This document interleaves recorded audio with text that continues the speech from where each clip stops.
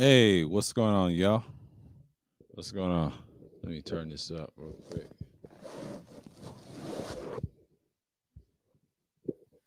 Hey, what's going on? Yeah, how y'all doing? How y'all going? Let's go. Yeah, yeah. Woo! This is the leadership edition. What's going on, Shar? Um, let's see what's going on here for a minute. I'm gonna get here real quick. Send out to you peoples, and we're gonna go. Oh, hail, Grease Skull edition is leadership. So you know, it's so funny. People talk about um, being no nation and things like that. I'm like, man, with these weird catchphrases, bro. These weird ass catchphrases. You know what I'm saying? Like, let me get set up. I'm not gonna hold y'all for a minute. Hold on for a minute. Let's select the Thursday. Yeah, y'all.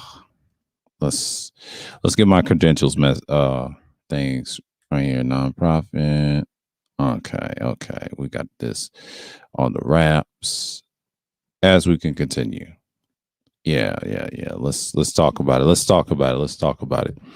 So when we talk about leadership, we're gonna get into it in a minute. So in so many words, we're gonna say what takes leadership. And there's a list I posted. We're gonna talk about I'll talk about various things. We're gonna talk about just I'll say one, two, three, four, five things. We're gonna talk about five things that takes leadership.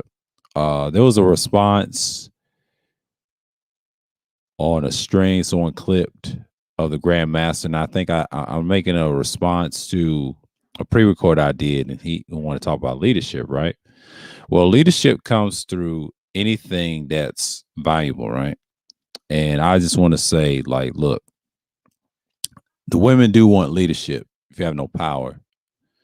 So basically, you're just trying to describe that that they say they don't want no leadership, which is cap. They do. If you don't apply it, you just that's what they see. They look for your direction. And the key things of the elements of leadership, we're going to talk about certain things that matters. And so many things is you gotta make sure you're right on par with leadership, right? So in so many words, I'm not saying you shouldn't have any, but to be in mind, you got to lead people, know how to lead. You got to learn a few things and be responsible for it. Because so 1 minute we put responsibility, we put the word effort, discernment of anything that comes your way as a true leader. Not worry about little things that's going to bother you. As a leader, you're supposed to discern certain things that shouldn't able to harm you. I'll go in that in depth. Accountability, that's what we definitely preach over here, and live by what you say. And then reliability, if you're reliable to people around you. And that's going to go into consistency. Consistency is just a key that you want to dealt with. So in so many words, I'm not saying that it's a must have or anything. So, and I'm not really upset with it. So in so many words, we're just gonna be on fire with it. You know what I mean? So yeah, we talk about leadership. We talk about it that much. And I'm just like, look here, we're gonna get into it. And so first up, we got responsibility. Okay. Let's just say it like this.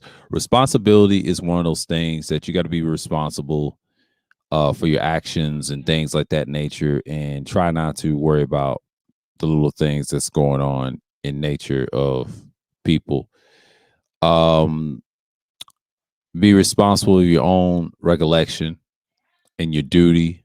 I will say, like, make sure everything around you is great.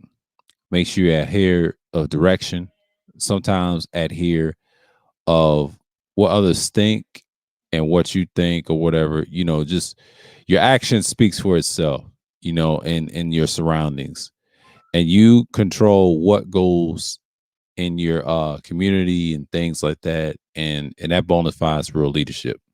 And the people that you train to be in a response. Because once you're responsible, you got to make sure you're on par with what you're doing. So when you're that type of leader, you got to show that, are you resilient to things that are in difficult tasks that are extreme, but you got to know when to do it, right? You got to make sure everything is in order. I'll say it like that. Responsibility is to restore its owner in the spiritual leadership in your internal, and then also the external. You build off of that bona fide real leadership, right? So that's responsibility. You got to make your things go up here. What you need to do, of people, of your surroundings. I'll say your surroundings. I'll say surroundings, it equals responsibility. Then the next one we got is effort. Effort is when you put effort in your work, in your craft. I will say effort would be like, show a little efficiency. Efficiency matters when you apply something in leadership.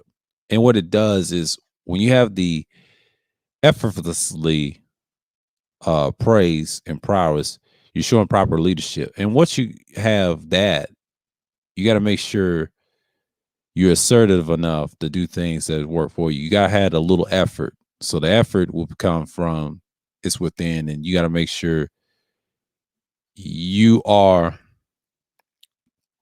I'll say, you're supposed to be extremely in depth what you're doing.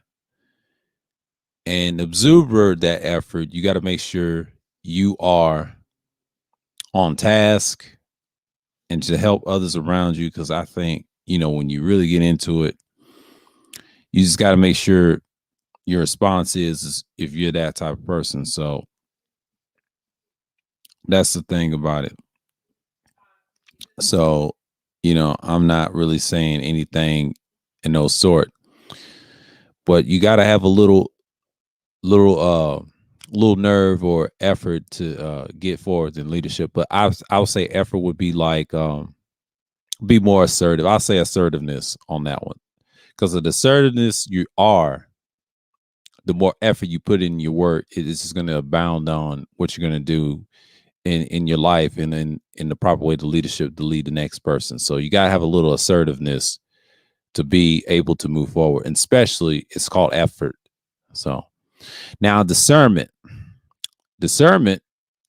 is basically, don't let distractions get the best of you. If your discernment is not bad, it gets good later on. So basically, I'm saying is, you can't rely on little shit to bother you, because basically when you have discernment, man, you just announce anything around you. So when you have these things, you build off of what it needs to be talked about and make sure that things is in order. So when you have a little discernment, you don't let distractions and liabilities get in your way. So it's like distractions and liabilities mess with your end goal or your long-term goals, which you got to plan to move forward, right? Gotta have a little discernment when distractions comes. You gotta able to withstand the pain, withstand the liabilities and distractions. So that's all I'm gonna say on discernment. Okay, accountability. You are accountable. Accountability matters. You gotta take accountability. That means, like, shouts out to Ty City with this one. He said, if you trust a woman, it's your fault, which is true. Your fault. They already know this. It's your fault. Shouts out to Ty City for that one. But I have another phrase for you. If you trust anybody with bullshit, it is absolutely your fault. It's called accountability. It's called a not acknowledgement. And it's called that people try to derail shit. It's your accountability as a leader. So accountability matters. That goes for male and female, but the men particularly in these spheres that we see. Even the village sector holds accountability for our actions, right? It's called accountability and effort. See, like we referenced effort earlier. That's the second thing we talked about. We talked about discernment and distractions affects everything. You got to have a little. That's discernment. My fault. Discernment. Okay, so we got to go back to number two. Effort means is to apply. We're gonna say applying action. That's effort. So accountability is you gotta have a little effort to because I meant to say that earlier about effort. You're supposed to apply action, and that's how you apply it. But also accountability is know that you have a little effort and to be more reliant on your actions. So wherever you say, wherever you do, you take responsibility for your actions. So what you do is it's called accountability. Accountability is like you want to make sure you take account of your efforts to be more. I'll say more resistance in your efforts. I'll say like reliability and things like that because it's related to reliability. That goes to trust. So accountability is trusting in your ability to lead. So make sure you're accountable of your actions. So yeah, you take an account and it comes in within nature. So once you become more accountable, what's going on? I am listening. And you when you become more account, you come in forward. So yeah. And here's a good one. He said, see where you went wrong and accept it. Exactly. That's accountability right there. There we go. There you go. That's the accountability part. So where you see you went wrong and accepting that you ain't always right all the time, that's accountability right there. Okay. Now the last one, reliability. Reliability is one that people want to say they trust you? Do they trust you to be more resilient? So reliability goes like this: do they trust you? Some people do, and some people say unreliability. We're not going to go there, but we'll expound on that later. But as you can tell, that's the five things I'm going to talk about in this thing. And I know it's 7:58 right now Eastern time, and I'm just gonna go on mute for a minute because I got things that I got to clean up in the background. I'll be back, so don't y'all worry. And I'm off.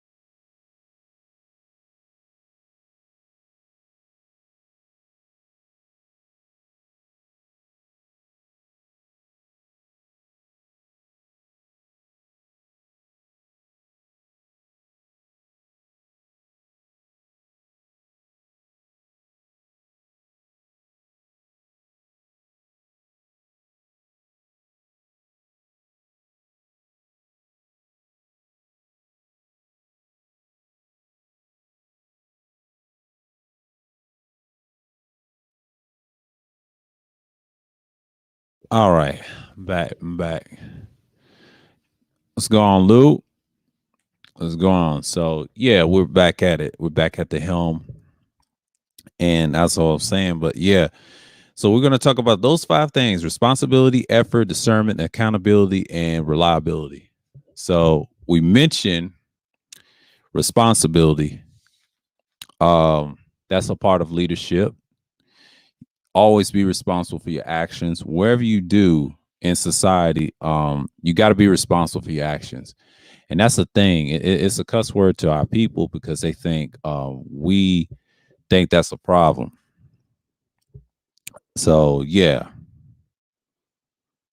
and that's just shows you what time it is.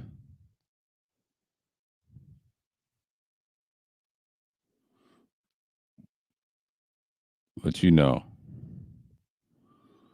I'm just saying for so many words. But yeah,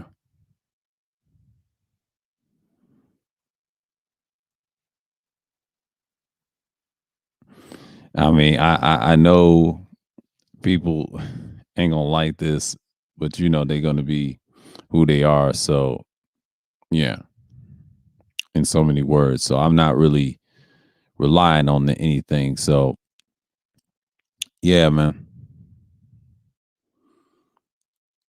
So it's kind of funny when people try to come through and do things like that. So yeah, but in so many words, effort is key in leadership because one thing about effort, you put a little effort in your leadership, you know it takes action to do things to move around. So we speak on effort a lot. You gotta show a little effort what you're doing, and that helps. And then discernment, you don't let distractions get the best of you. That includes like if you dealing with women problems, you can't let that distract you. Stay on task. It's a must have. You know what I'm saying? Like most people, they rely on the wrong things, and that's what gets people messed up and don't realize that a lot of times that don't help you at all long term. Okay, and that's one of the things I will say if you want to do that or whatever, and that's just me. You know what I'm saying? I don't rely on a lot of people like that.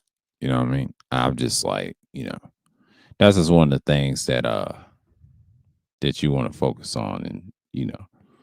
And I was just looking and I was doing this list. I said, you know what, I'm gonna respond to dude. He said, the black women don't need no leadership, which is bullshit. Yes, they do want leadership. And the five things that they want from us: responsibility, effort, discernment, accountability, and reliability. Are you reliable as a person? Reliability relies on, can they trust you? And if they don't trust you, that's where the relationship goes sour. That goes any woman. It's gone nicer. And that's part of the reason why people don't want to be responsive. You know what I'm saying? Like that's one of the things that I see what's going on, right? And that's the thing. So basically that's just is. Oh, he said, what's up, man? Okay, what's going on, Louis? Yeah, that's one of the things that you expounded on. Your reliability, right? Now, accountability is like you gotta know you when you're wrong. I hate people when they said I gotta be right all the time. That's one of my biggest pet peeves of all time. You gotta admit that you're wrong. You gotta take accountability. You gotta own up your own dereliction and things like that. And it helps you go through, like I said, is day to day, and you understand at what time it is. You gotta stay steadfast what you're doing. But it also helps that the fact that you take an account, you are, I'll say, in responsibility in that. I would say you're more adhere to your as your problem. I would say you adhere to your mistakes. If you made a mistake, using the wrong, that's accountability. It's a trust. If you trust in something, if you do something wrong, you take full responsibility of that. That's called accountability. Now, discernment is like you gotta let nothing distract you. You gotta show discernment and ignore certain things. It's a form of ignoring the problems, but you deal with the problems task at hand, not everything. You can't save everything. You got to save the ones in front of you. So that's discernment. Okay, that's a part of leadership too, because once you discern certain things, you can move forward. So effort is like action. You got to show a little hard work. Hard work is the key of building things and around you in your little systems. But sometimes it's internal too for yourself. And what it does, that's your effort, right? But responsibility is one of the things that people got to be responsible for their actions. And that goes into accountability. So they coincide with each other. So, that's the whole point. I have the gist of it. That's the 5 things that I've talked about. What takes leadership, things like that. And like I said, it's just one of those things that you gotta have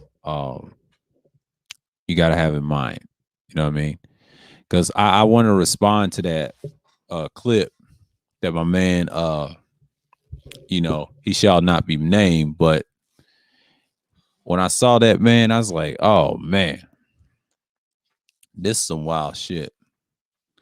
So in so many words, I just like, let me do this, and I'm glad I'm doing the stream on it because I don't know how long I'm gonna be here. So, this is gonna be one of them nights.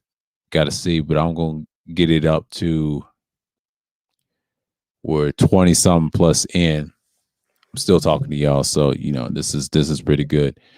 In so many words, that's just for anyone and things like that. But I'm not trying to trip over spilled milk.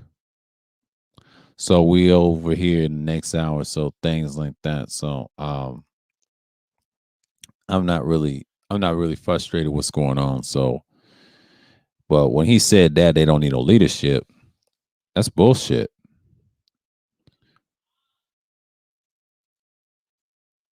Be heard. Chance to be heard. Yeah. Yeah. I'm gonna be petty. Yeah, I could be petty, be chance to be heard, right?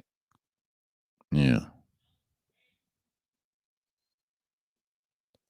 So, what I'm saying? Like, that's just part of it. You know what I mean? Mhm. And that's how I get down. So y'all know what it is, but that's one of the key things that I talk about. You know, oh, Wolf is up there. Okay, yeah, yeah. But one thing I can say about me is we're doing this good. You know what I'm saying? I'm not worried about what's going on and things like that. So you know, and I'm just like, and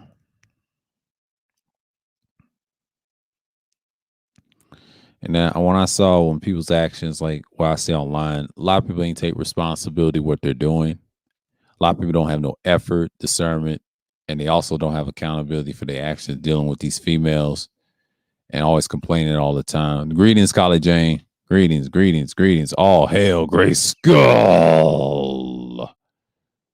Yeah, salute, salute. Yeah, a big salute.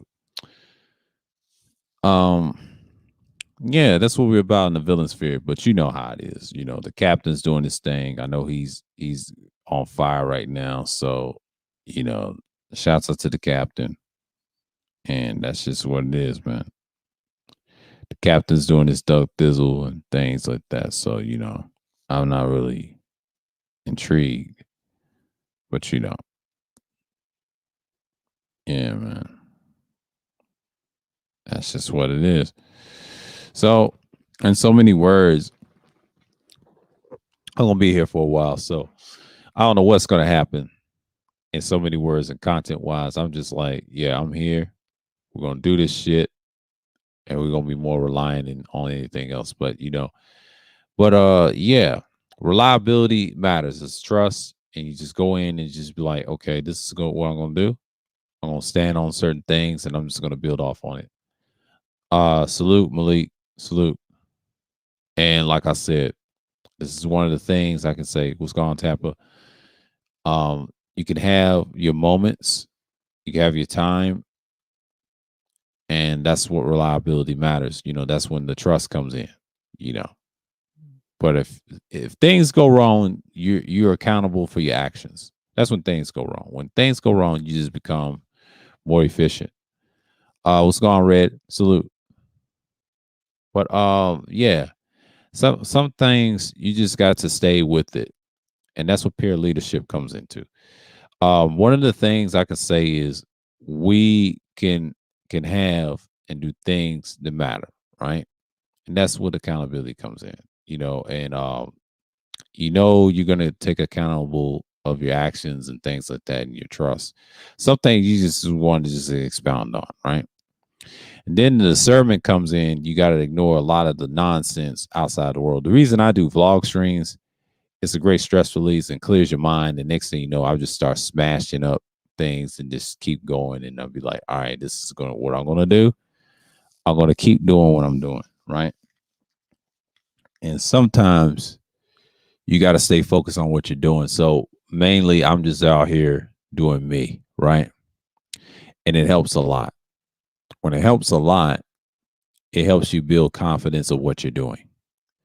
So you gotta have a little action of your self worth, and then the next thing you know, it takes a little effort. Effort is key. Effort is like you got to show assertiveness. I said this earlier in the stream, early in the minutes of the stream. And I said assertiveness is the key of all success. It takes a little bit of effort, right? But the responsibility becomes within and holds like that. So yeah, it's just one of those things. I'm just like, yeah, you gotta expound on what you think. I mean, this week has been great. We talk about a lot of things. I mean, this is something you wanna one of your things is gonna come through and things like that. And I'm just like, yeah, man, like this is one of the things that we gotta talk about. So in so many words, we just keep it for what it is. So yeah, I mean, that's the thing. And I know we're 28 minutes in the stream. We're gonna do good. We just got to keep it expounded on. You know what I'm saying? And that's the thing about me. Um, I keep in mind what my surroundings are. You know what I'm saying? And that's what we're doing. So, in so many words, I'm just like saying this. Sometimes you got to have that a little assertiveness, and then you just have to build off of, right? So, in so many, as we can tell, that's one of the things that you got to acknowledge. You know what I mean? You know what I mean? But that's just one thing in general. So you gotta have that. So I'm saying, but yeah. Oh, greetings, man. Greetings. And I'm just saying, like, I'm gonna put this guy out of here. Okay. Y'all did him in the chat. Okay, let me get this fool out of here on report. Yeah, it's a spam bot. It happens all the time when you get to the meat of things. Yeah. Google can handle that. So, in so many words, I'm just like this. Once you show effort, responsibility, discernment, accountability, and reliability, that matters. The women do want leadership. What's going on, G? Salute, bro. I see you doing your thing with the captain over there. I'm over there sky watching you now.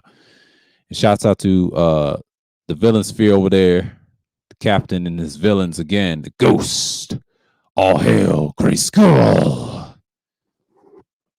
So, yeah, it's one of those things.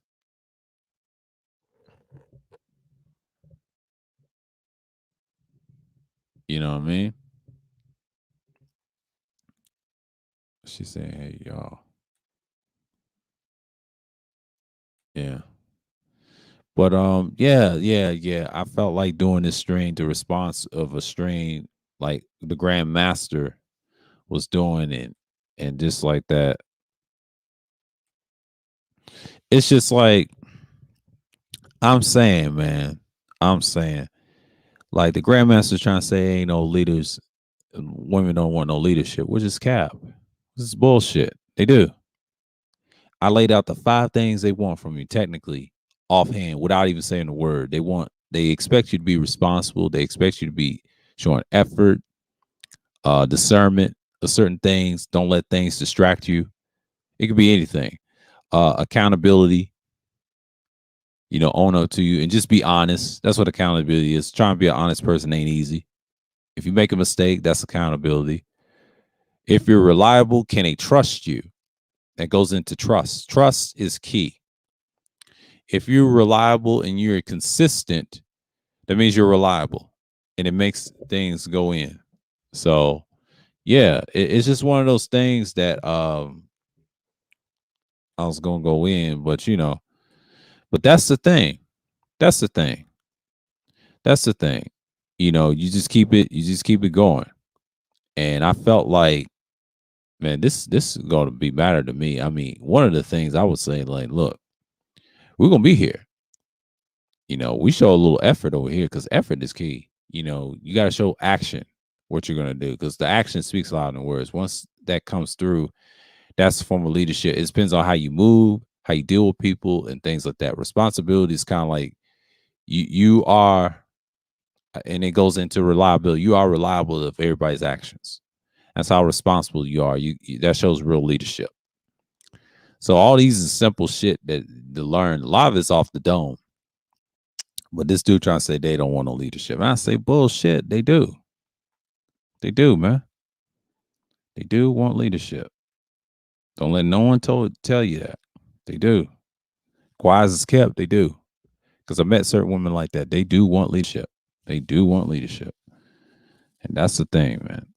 You know what I'm saying? Like, that's one of the reasons that I'm going to expound on, because I know I'm 30 something minutes in. So plus in, because I'm good. And yeah, that's all I want to talk about. But I'll expound on in the 50 something mark. I'll go in more on, I will say,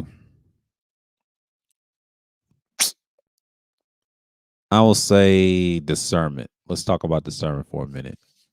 See what y'all say in the chat. Yeah, Skeletor. Yeah, that's my avatar.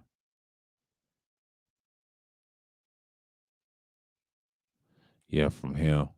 Oh, yeah, you know exactly what I'm talking about. But yeah, but he made a response. It was on a stream, but someone clipped his shit, and I felt like that's one of the things that I felt like leadership is needed, and they do need leadership. But you got most women will expect you to lead leadership, so you know what I'm saying. But in so many words. So y'all give me 1 second. I'll be right back for a minute. I'm gonna go on mute. Gotta turn this heat on. Hold on.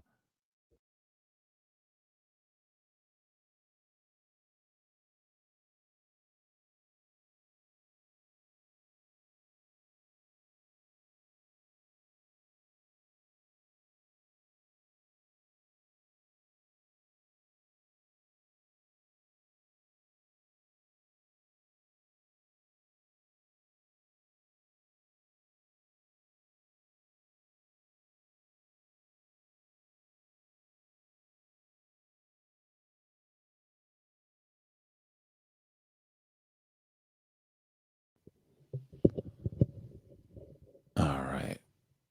Let's go on, Wacky. You know who I'm talking about. I'm talking about the Grand Master. You know who I'm talking about. There was a clip, and you know who had a clip. If you watch AF's clip, go watch AF's clip. It was a minute and 36 seconds. And watch that clip. And he mentioned my channel. He wasn't coming after me particular, but he was coming after the guys I have on my panel the other night. You know exactly who I'm talking about, who I call the Grand Master. himself, y'all's favorite teacher, Grandmaster. I call him the Grandmaster. That's his nickname.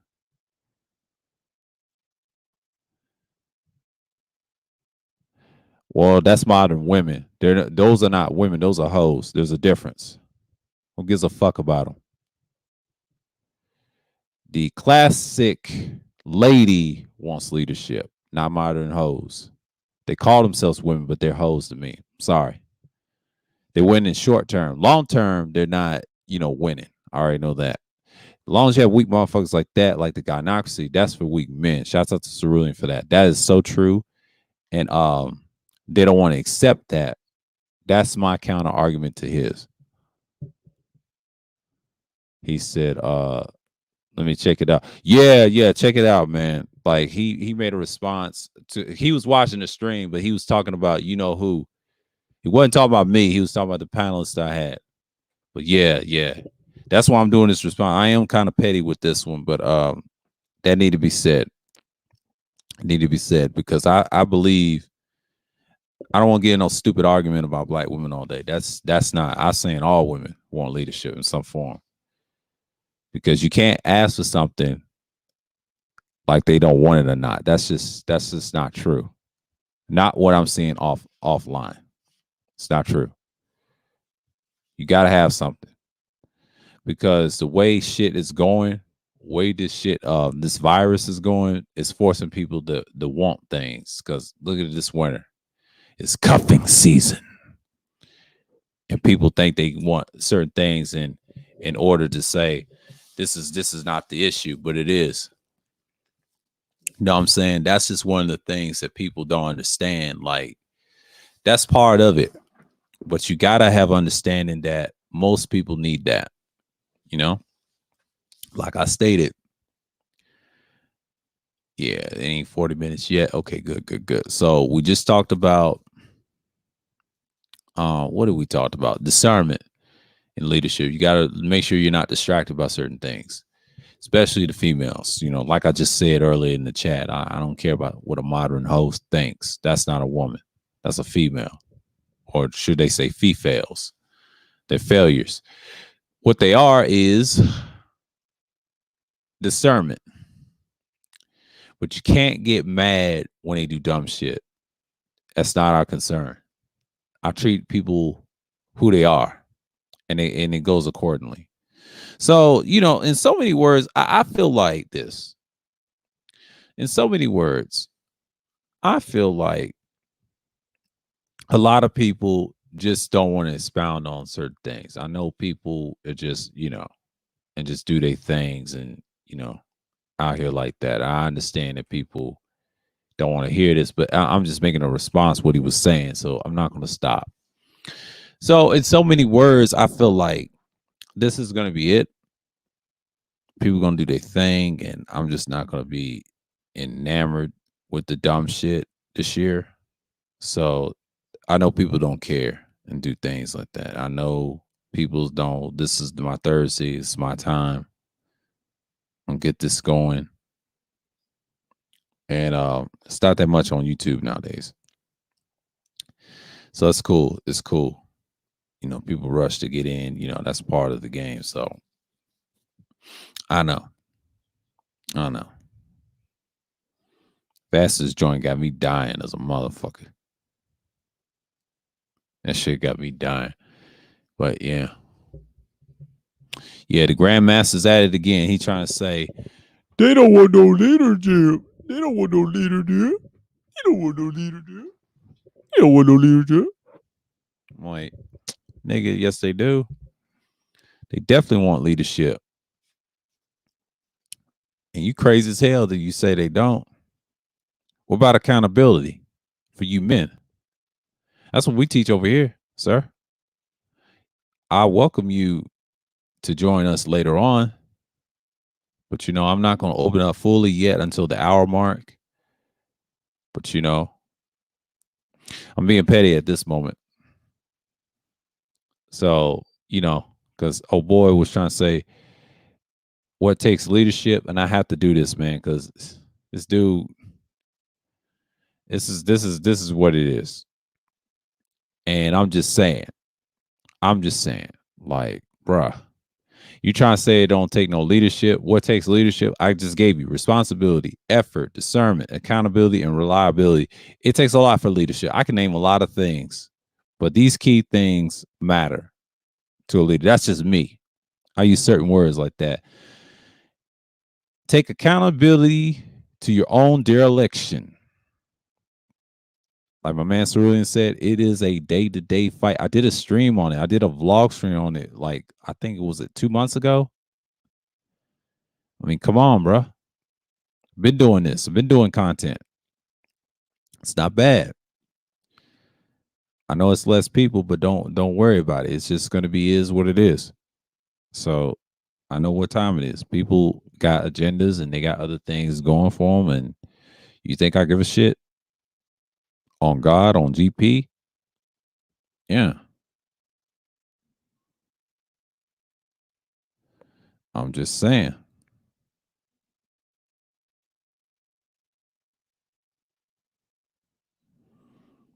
You know,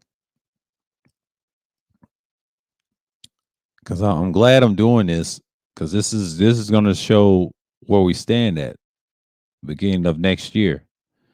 Accountability is a must in the so-called these spaces, but we're part of the villain sector. The villain sector, we're villains to everybody. We're the bad guys. Yes, we'll take up to it. We own up to the bullshit. But you got to be efficient what you are, my man. And that's the thing about it.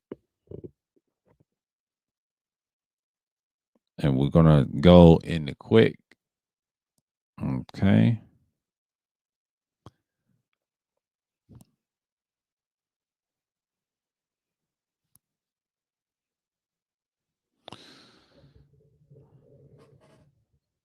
I want to lean forward a minute. Hold on, y'all.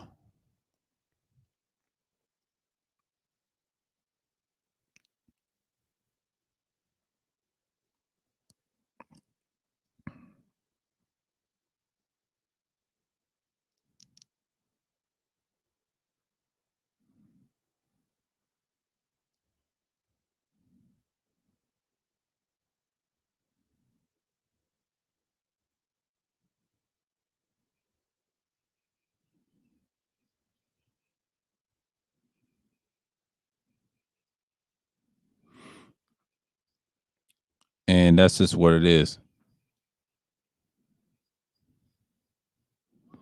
But like I said, like I said,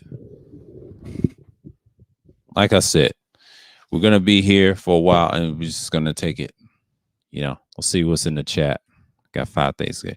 Without accountability and responsibility, one can't have integrity without that. He can't be trustworthy. Facts. That is so true. Let's read that again from the top. Let's read that again from the top. Because this is going directly to the Grandmaster. Without accountability and responsibility, one can't have integrity without that. He can't be trustworthy. Facts. Because that's what we're talking about. You got to be trustworthy. That's what accountability is. Or reliability. That's what reliability is. My fault. Reliability is one of the things that you need in trust. And that's one of the hugest things you need to do. So you got to have integrity. So the integrity part comes in the responsibility part. Yes. Accountability, the same thing. Reliability is what? It's trustworthy. There you go. Discernment, pretty simple. Ignore the shit that's distracting you and focus and be discernment of things to move forward, right? Little action, extreme action, effort. It takes extremely effort to get where you are. That's leadership.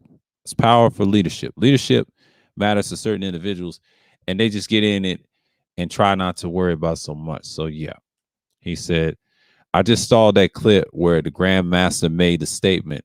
I agree with him on this one. Yeah, that's okay. You agree on this one. Okay. He said, they say the same thing. And he tried to say they don't want no leadership. But hey, I mean, if you agree, that's cool. But but nah, they want leadership, bro. The modern hoes want no leadership. but the ladies want leadership. That's him. I can say that, but quiet as kept. The ones ain't really built like that. No, they want leadership, bro. I have to disagree with that, but I do agree with him about the hoes. He's want to draw you in. The hoes is not winning nonsense. He's talking about modern hoes. He's speaking for himself because he had failed 3 marriages. So where's his leadership at? It's his fault. It's not our fault. Yeah, it's probably their fault for other negligence, but it's your fault for picking that one. That's where you fucked up at, my man. No, I don't agree with that. They do want leadership. It's just how you going to be the leader. The trick is it's tit for tat.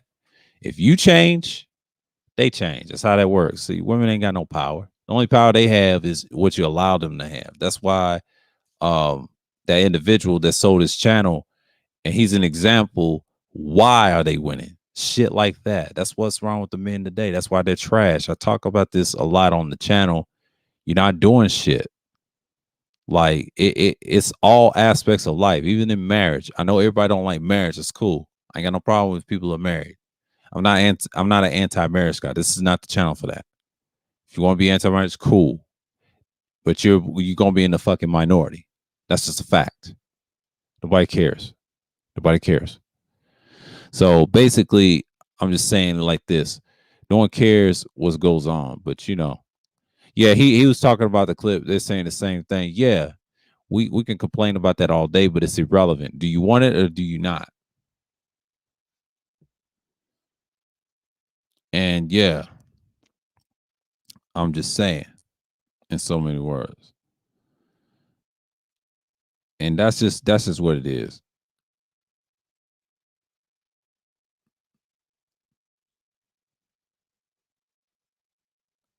And I'm just like, I'm here for it. I'm here for it, man.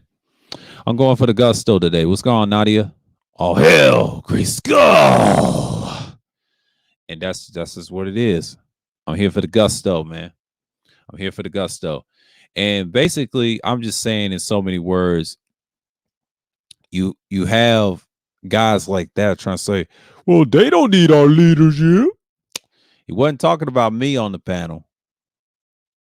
He was talking about the individuals I had on the panel. I know what Wacky was saying, but yeah, you got modern hoes that don't want no leadership. I don't call them women. I call them hoes. That's what they are. Because they don't represent women. They can use the woman term all day, but they're not. Don't let them fool you. They're losing right now because they're losing long term. Short term, they're winning because as long as you have weak individuals and the incelian problems, it's going to continue.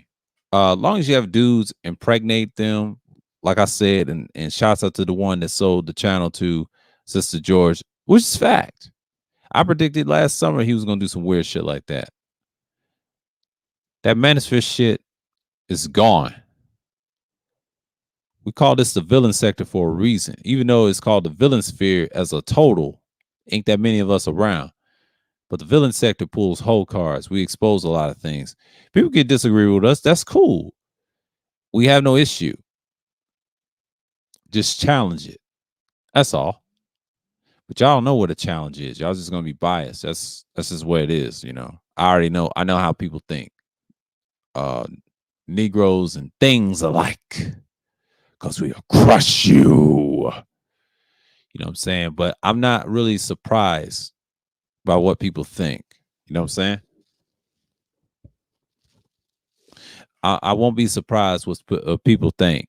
Because people think a lot of things, right? Because when we talk about responsibility, effort, discernment, accountability, and reliability, those are the 5 things you need. It could be a lot of things.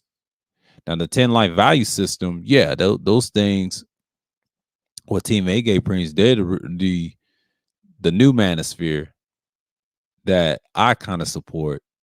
And shouts out to them, they're the standard.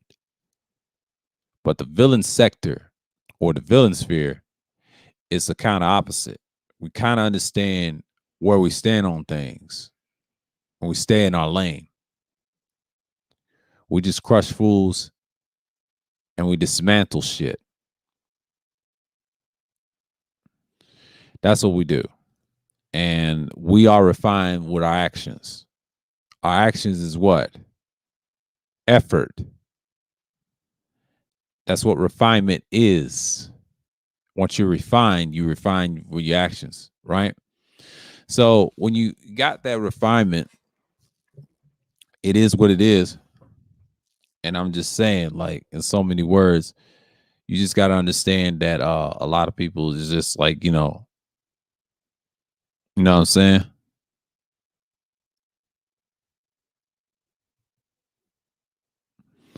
You know what I mean? But I know people don't like the fact that we're not even in here like that. So yeah, it's crazy.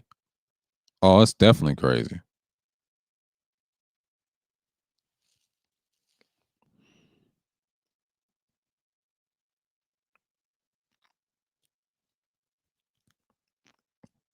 And that's just what it is. So I'm glad he made that response. I'm glad he made that response to my channel, and that keeps me motivated. But that leadership talk, man, like he said, black women don't want no leadership. He told me black women don't want no leadership. And when you say no damn black woman, I mean that's them. Can I say all women don't want no leadership? This ain't a black woman topic. This is all women here we're talking about. The ones that do, it's not that many. Modern hoes don't want leadership. Ladies do want leadership. That's called real women. And you notice I never use real women, I use ladies. Ladies respect real men. Period. That's just a fact. Um, I don't give a damn when no one disagrees with me or not. I say ladies want leadership. A modern woman is not a woman. It's a harlot. And the reason I'm saying that, they can use the woman term, but they don't look like women. I'm just telling you that right now. They don't represent what a lady is. They're manufactured in this culture that we call the world, right? So these dudes that complain about it, you're never gonna win. I saw some disgusting shit over at Art of New Style. There's this boy named Hammer. Fuck that piece of shit. I'm gonna say you right now, fuck that piece of shit. I don't care who defends him. Fuck him. This dude has no life experience. He needs a little bit. He's like, that's what he sounds like. Sounds stupid as hell. And I don't know why BMT argue with that fucking clown. See, I'm sick of these goddamn pupils. They need to start living their lives, man. When I was their age, I was doing things offline, having fun, playing basketball, things like that. Use the internet as like 1 or 2 hours and I'm good. After that, I'm chilling. At that age, most time spent on the internet, that was when the smartphone era came. That was in my 20s. In my teen years, I didn't do that. The internet wasn't great like that. It just fell in our lap when the age of smartphone came. That changed a whole lot of shit. Smartphones changed a whole lot of shit. Whole lot of shit. Whole lot of shit. That's what ruined a lot of motherfuckers. You know what I'm saying? It ruined a lot of motherfuckers. And that was the thing, because smartphones killed the conversation of people. So let me guess. People think people don't need leadership. Most people do. Not everybody can be a leader. I'm just saying, what if you want to talk about black men want to be leaders? Yeah, they can leadership. They say it won't work. Bullshit. It can work. Only way it can work. Here's a secret. It can work. Like I said, 5 things: responsibility, effort, discernment, accountability, and reliability. You know what that means? I don't believe in no goddamn gynocracy. That's for weak fucking men. That's a weak man trait. That's why I don't fuck with MGTOW. I'm sorry. I mean, I have to disagree with Bob Rose. That's one of the worst fucking things to ever created in life. Because you got a lot of bitch ass niggas complaining about hoes all day. That's why we ain't men anymore. That's why we ain't shit. Fuck them dudes. I'm just sorry. It's just I've always been that way. That's why I was so pro MRA, because at least they have certain standards. Yeah, there's abuse. We get that. Them days is done. That Sergeant Willie Pete shit is dead, man. We got to come to something else. That Trimmy Trim shit, that SYSBM shit, that's dead too. I already know who the true identity of the leader is, and I'm not going to go into that because me and DeAndre discussed that myriad times. We already know. You guys speak to us off air about that information. Just don't air it out to nobody. We already know. They know who it is, and we know who it is, but we're not going to get into that. That's a whole nother conversation. They're losing right now. See, no one wants to hear that bullshit. I'm tired of that bullshit.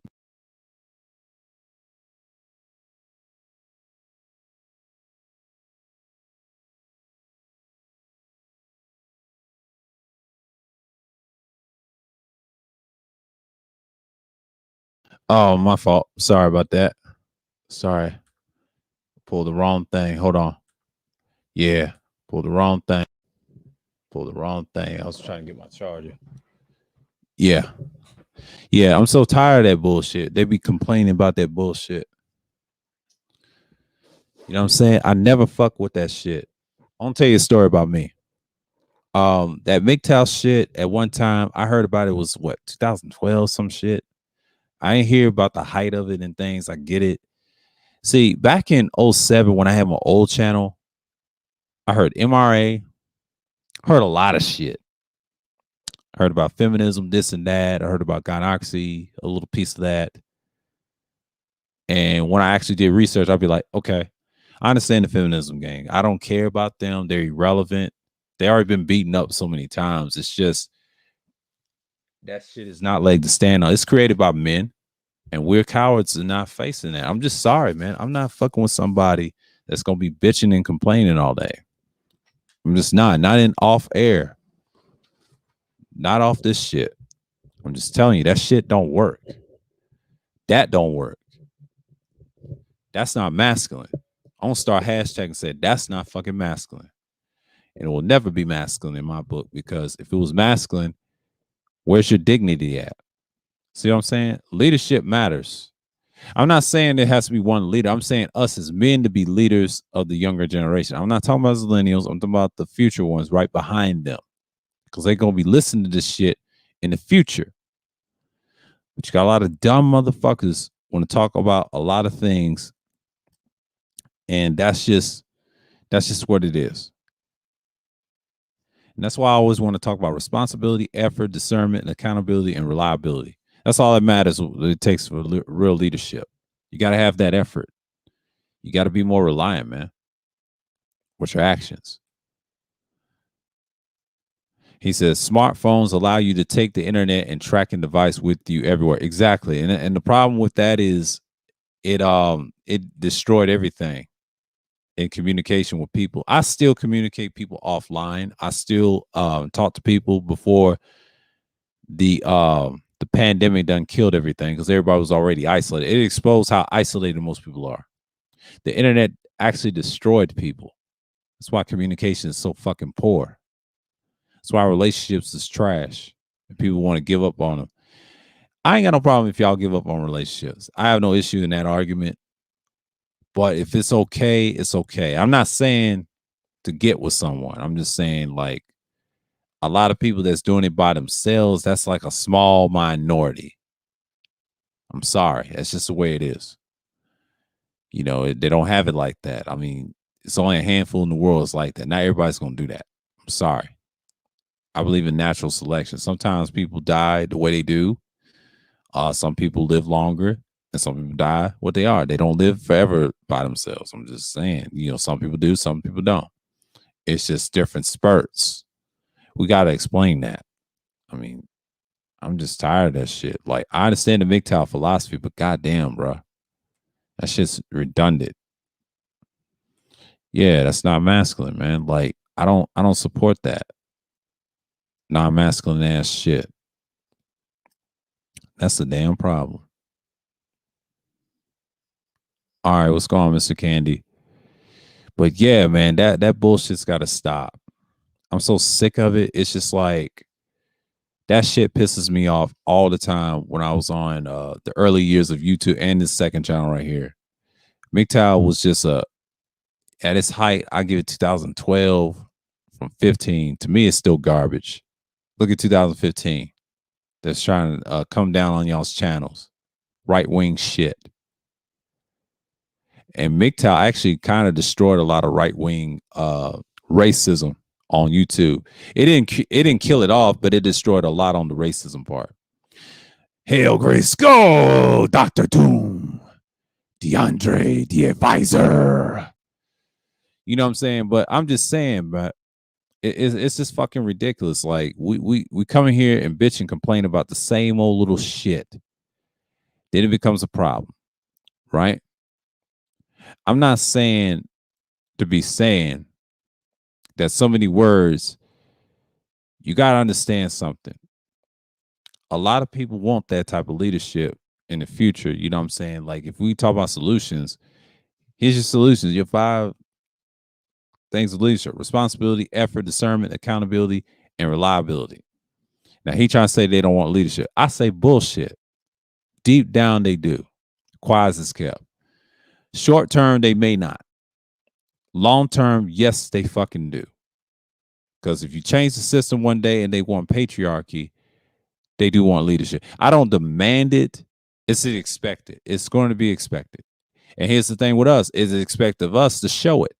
See, we got to show leadership. It's not just what she does. Fuck what she does. I'm talking about what are the 5 things the men are going to do, not in these spaces. I'm saying off these spaces, in these spaces. It goes hand in hand. What are you going to do long term? I'm not thinking short term. I'm thinking long term now. These things matter. Because when this shit changes, where are you going to be in the next 5 to 10 years in leadership? That's all I'm saying. That's why I did this stream. I didn't do this stream to go after Grandmaster. I'm just going to kill his talking point. It's a bullshit talking point that I've heard for the past 14 goddamn years that don't fucking work. That's your fucking failure, sir. I done seen too many times people saying the same old bullshit, and this is what the younger generation don't want to hear.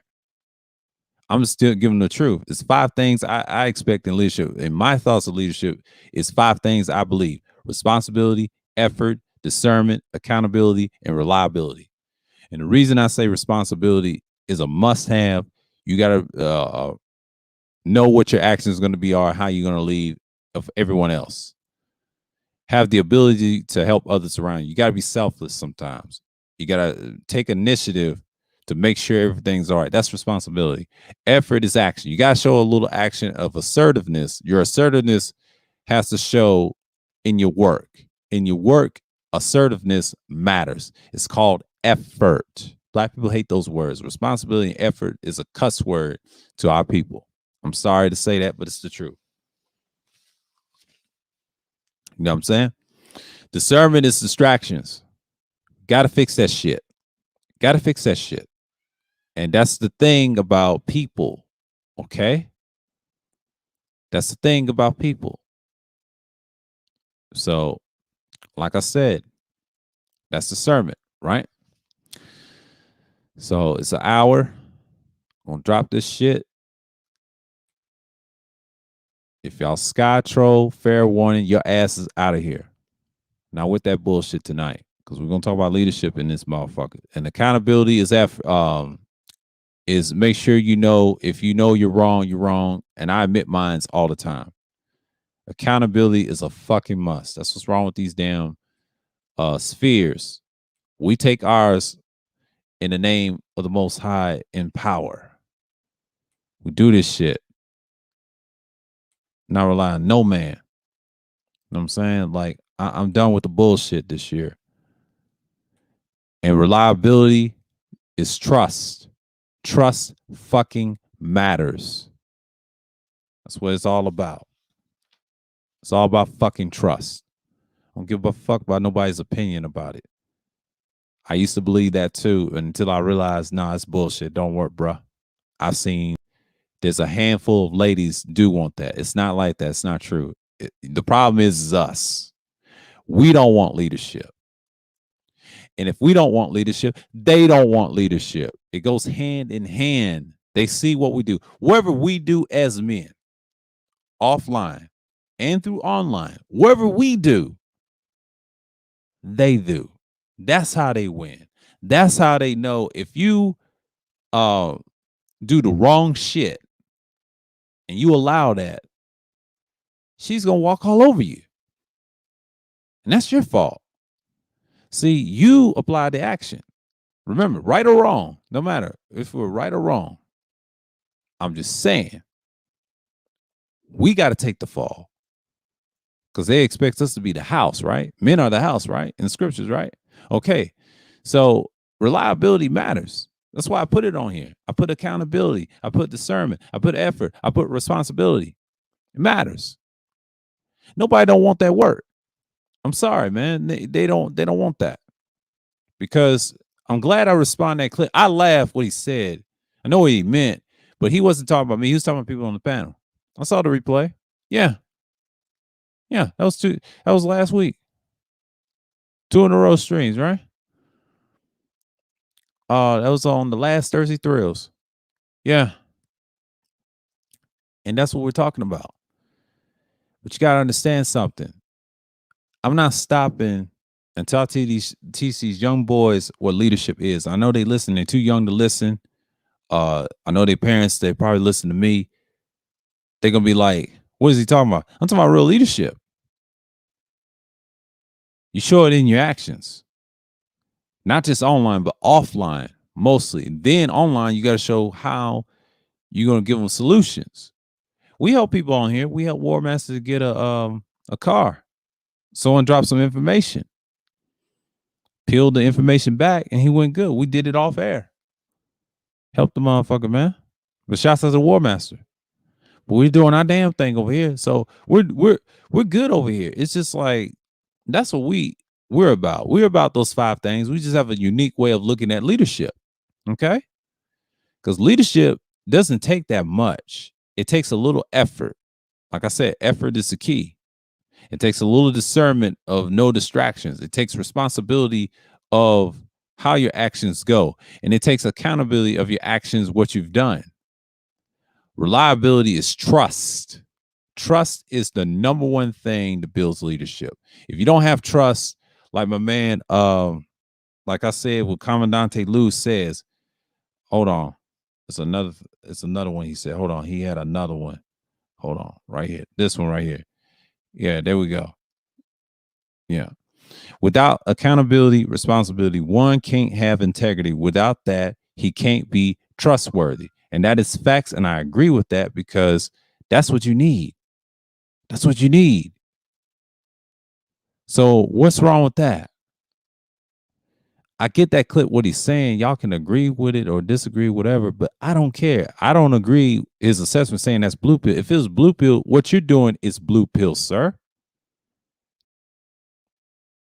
Y'all the ones saying blue pill. See, red pill is like you save the girl. That's the natural way of it. Don't end up like him. That's red pill. See, blue pill is talking about women all day. That's blue pill to me. You know why it's blue pill? It's because it's not fucking natural. You know what it is? You won't be like everybody else. You want this Disney fucking story. Fuck that shit. That's what the fuck y'all want. Y'all are blue pill for that. We're not blue pill over here, sir. I don't believe in no fucking pills like that. If I was red pill, I tell you, I was beyond blue pill. I've been red pill this shit for like years. I've always had a red pill mindset. But at this point, I'm not even red pill no more. I'm more on the darker side of it. I don't give a shit. Take that woman bullshit talking point somewhere else.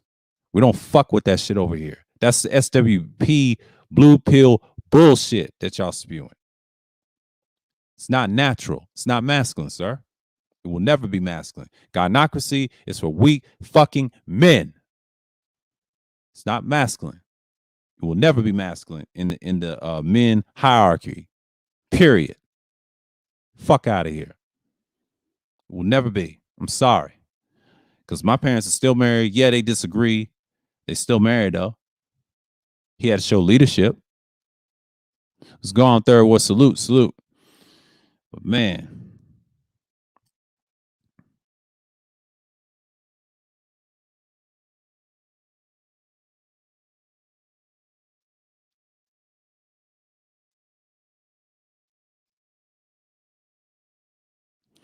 Yeah, man. Like I'm so tired of the bullshit critiques, man. Nobody wants to hear that shit. It's cool that you disagree. That's cool. You know, men, it's okay to disagree. We ain't gonna agree on the same thing. I don't buy that argument. It's bullshit. Show me a woman that don't want no leadership. And I said it's cap. They do. It's just what type of leadership she do want. The 5 things I listed is right here. Now I know she's gonna go crazy, but that you're focused on one race of women I don't care about. They're irrelevant to me. To be honest with you, that goes for all colors of women, you know, because I ain't trying to chase no ass on here or offline. Because they're fucked up based off this pandemic. Where's the leadership? Where's the male leadership? We got to work on ourselves. The men are struggling way more. If you want to talk about the men's space, we'll talk about the basic shit that we need to help ourselves, and then we focus on that. They're the last thing. They're not the first thing. The first thing to do is take what you account. What are you responsible for yourself and your effort, discernment, accountability, and reliability? I'm talking about self here. I'm not talking about everybody. Fuck everybody else. That's all I'm saying. I'm not saying you don't have to agree with this, but I'm just saying, like, Grandmaster, come on, man. They don't want to hear that shit. All that bitching and complaining about hoes all day, that's retarded to me, bro. That's just retarded. That's blue pill as hell to me. To me, that's retarded as hell. It will never be masculine in my book. Sorry. And what I just read on the screen right here, without accountability, responsibility, one can't have integrity. Without that, he can't be trustworthy. Exactly. That's what's wrong with this fucking the other side of the manosphere, which I don't fucking I don't support modern day bullshit manosphere points. I don't. I'm part of the villain sector for a reason. Rashawn and I create the villain sector. He created the villain sector. He had a sphere called the Shinobi sphere. I came up with the term villain and broke it down. Okay. We're public enemy number one to these guys. We're antagonists. That's what we do. I just learned to embrace it over time. Being a villain, man, it's a lot simpler, it's a lot easier. See, being a hero and that hero bullshit, it's fucking annoying, man. That shit don't get you nowhere. That's blue pill as hell to me. I'm sorry. Sorry, but not sorry.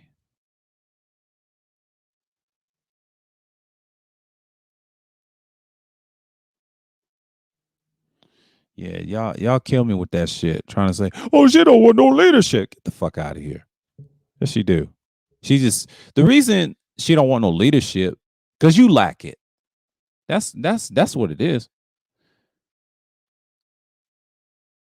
That's what it is. I'm sick of hearing that shit. See, I don't listen to fools that ain't having experience with enough communication nonverbal with females, and I have communication with nonverbal and some sexual tension, but I ain't gonna get into my little past. That's a whole nother story. But I have no issues in there. So yeah. And she says she knows she do. Yeah. It's a handful of women that want leadership. It's not all.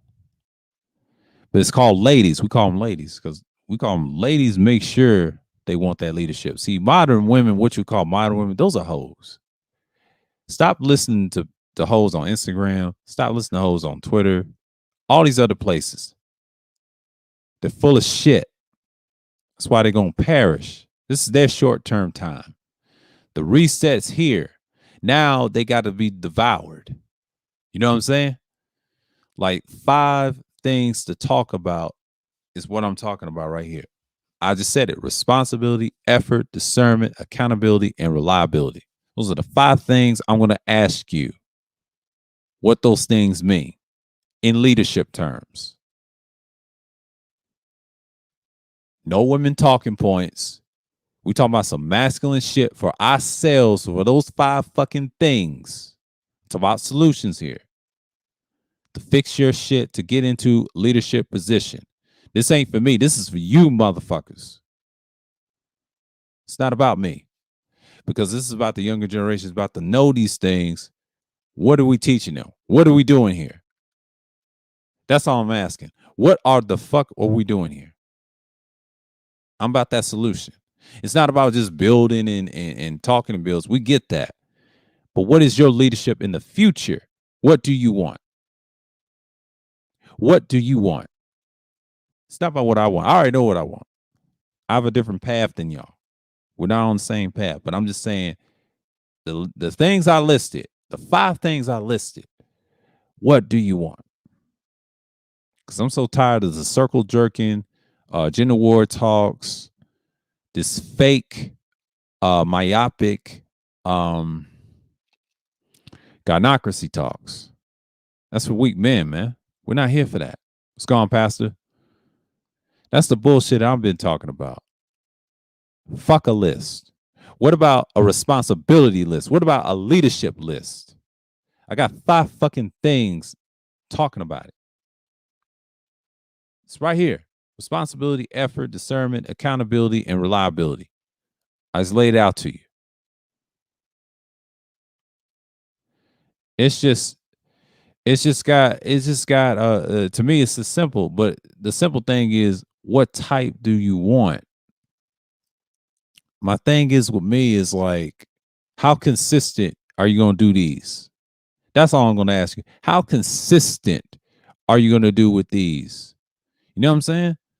I'm not really tripping on what people think. Okay? I don't give a shit at this point. Apparently, I'm a villain to everybody else. I'm okay with that. That bullshit that happened over at DeAndre's is a great example. We don't need fucking clowns like that attacking someone else's individual's family member or homeboy or whatever. It's just like family. You know, you don't disrespect someone else's house. I came in there for a decent, masculine conversation, right? And that's what I came there for. Yeah, I woke up around 7. I'll tell you my part, what I fell in. I saw 2 people live. He was talking about the same old nonsense. The other one was talking about something productive. Yeah, we know about productivity, but what type of productivity you need? You need leadership. That's the 5 things I talked about just now in the stream. I know it's an hour and 18 minutes and 14 seconds, but we're here. So what is it? I saw the clip and I'm laughing. Same old bullshit out here. But that's them. We're not saying the same fucking thing. If I was saying the same fucking thing, he's not saying the same fucking thing. So he said Donovan Sharp saying the same thing, everybody else saying same thing. That's bullshit. These niggas is bitching and complaining about hoes all day. That's 95% of YouTube. When you have these weird ass spaces like that, that goes in entertainment. I hear them bitching, complaining about it because y'all the influence. See, that shit don't work. I'm telling you, nobody's simping. Y'all niggas is simping because you talk about gynocracy all day and don't understand that y'all weak men. You don't believe in leadership. That's why I have a problem with certain individuals like y'all. I believe in leadership. Leadership comes in many ways. It's how you apply it. Like I said, on the 5 things I listed, I said responsibility, effort, discernment, accountability, and reliability. But you niggas don't have that by your actions. I'm not saying in words, I'm saying action. Where's your results of that? I'll wait. Motherfuckers don't have none. So I'm saying y'all can't deal with the incelian problem. You can't deal with people, trolls on your shit, which I can. Motherfuckers is inconsistent. I'm way consistent with this shit. When I do content, I drop shit that matters to certain people. I'm thinking long term. I'm not thinking of no fucking short term. People gonna come back and do this. See? Y'all too busy worrying about the wrong shit. That's what's wrong with y'all's content. And the more you do, it's gonna fuck up who you are. I ain't trying to change everybody. That's not my goal. My goal is to enlighten certain ones that's going to get it. Because I've noticed a pattern.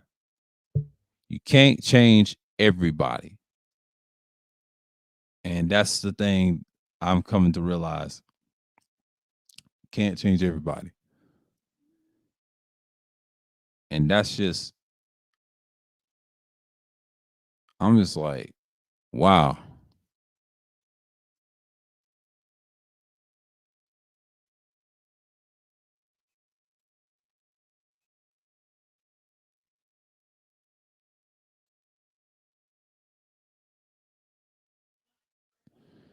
Yeah, man. Like for me, I was on the rant tirade on this list that I created, man. Like y'all got to come off that bullshit, bruh. I get so tired of these topics, man. It's not even funny because most dudes are inconsistent. I don't know what y'all do offline, man.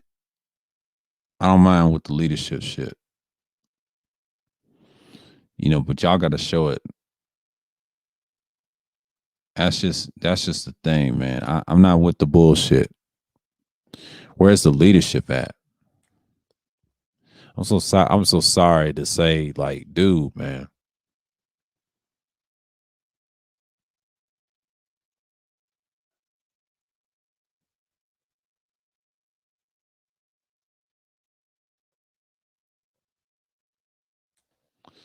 Yeah, true. Can't change anyone. One can only show an example. Exactly. That's exactly what I'm talking about. There you go, Lou.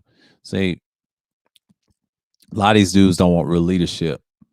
That's why I don't talk about it as much. I'm glad I talked about it. I was being petty for a minute. I'm throwing some shots, but these dudes don't even want that, man.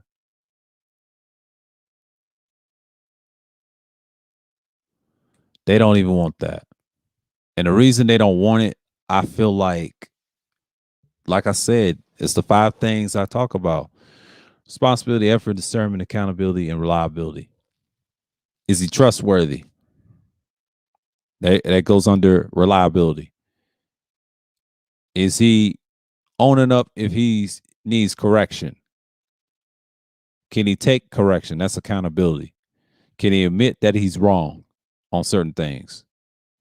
I can say hell yes on my end. On your end, I believe not, because some of you can't accept that. See, accountability. Here we go again. Discernment. Can you ignore the irrelevant infraction bullshit that goes on in these spheres online and offline, especially offline? If I met you in person, you get distracted by little shit. That's discernment. But effort is key. Do you apply action? Action can be a lot of things. Action is kind of like I got to deal with it and just expect it. That's the thing, man. Like I'm not really mad at what people do on here. That's great. But if you show a little action, that's the thing. So I'm not really surprised what's going on. And I'm not saying that's the thing. So yeah, and then responsibility is, do you care for people around your surroundings? I'll say surroundings, make sure they're on time, show all the things I just mentioned, the four things I mentioned on the bottom. Can you show them the way? That's being a responsible as a leader. You know what I'm saying? Greetings, Sig Diggy. But you know what I'm saying? That's one of the things that I talked about. I feel like that's missing in these sectors. I'll say spaces and things, and especially in general offline too. It's not an issue. The issue is with us. Like what I'm seeing from this pandemic, I barely saw leadership and crisis happening. We understand it's out of our control, but when I saw a lot of those domestic violence in Georgia, man, it's just ridiculous. I'm just saying, man, like I've been doing this for a while. Um, I'll say in the months, show leadership on this channel. I try to preach it. I don't talk about it as much. I just show it and better than saying it. You know what I'm saying? But I'm so sick of the talking points trying to say that's blue pill. How's that blue pill and y'all doing blue pill things? Stop it. See, red pill's not about fucking women. That's not red pill. I don't care what nobody fucking says. If that was red pill, okay. Why the fuck we don't have no leadership? I'm sick of that shit. Fuck out of here, man. Red pill is not about women. If it was about women, we would be battling that bullshit idea that y'all talking about gynocracy. I don't believe in that shit. It's bullshit. America's not a gynocracy. It's not. America is a plutocracy. That's it. Gynocracy is a fake buffer that's willing its way out. That pandemic showed us ain't about none of that. It's plutocracy. Y'all don't want to go against the beast. Yeah, I said it. It's cowardice. That's blue pill shit right there. It's for weak men. And shouts out to Cerulean for saying that. Because I still believe in it to this day. But yeah. And the black pill stuff, that's a whole nother talk. I ain't gonna get into that, but that's a whole nother feature.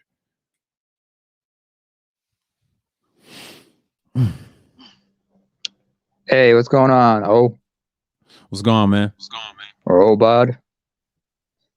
I don't know if I can call you Obad for real because that was a nickname of a friend of mine, good friend of mine up in Ohio.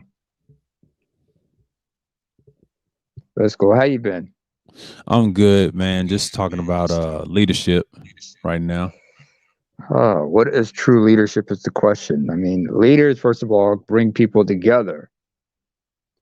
But I mean, some people depends on the leadership because some people are charismatic as leaders, but others are those who are able to get shit done or know how to communicate. You got to have the right set of skills because your leadership skills may not be applicable in all situations unless you're willing to adapt. I mean, I remember I mentioned this former Navy SEAL, Jocko Willink. He and buddy of his in the SEAL team, guy named Lee Banner or something like that.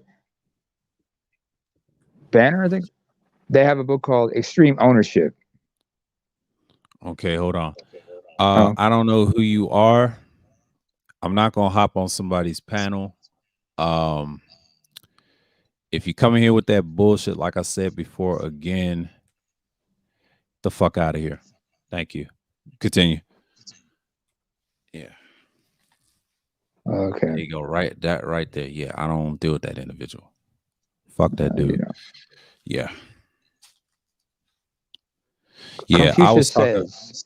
Confucius says, if you have hatred for a person, then you are already defeated.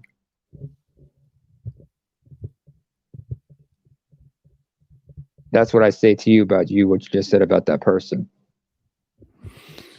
Well, it's no hate. It's just I didn't like what he did over at DeAndre's. It's personal. He crossed the line. He could address me. The hatred for us, he started first. I was trying to be nice. So do not.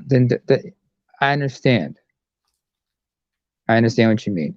Have I ever mentioned that I've dealt with narcissistic abuse? Yeah, you did. You know why they did what they did to me? They were trying to get from me what they wanted. That was attention. Yeah, I know that. They were trying to get. I deal with that in my family a lot. And what I do is sometimes you got to put them in their place. A lot of times it works.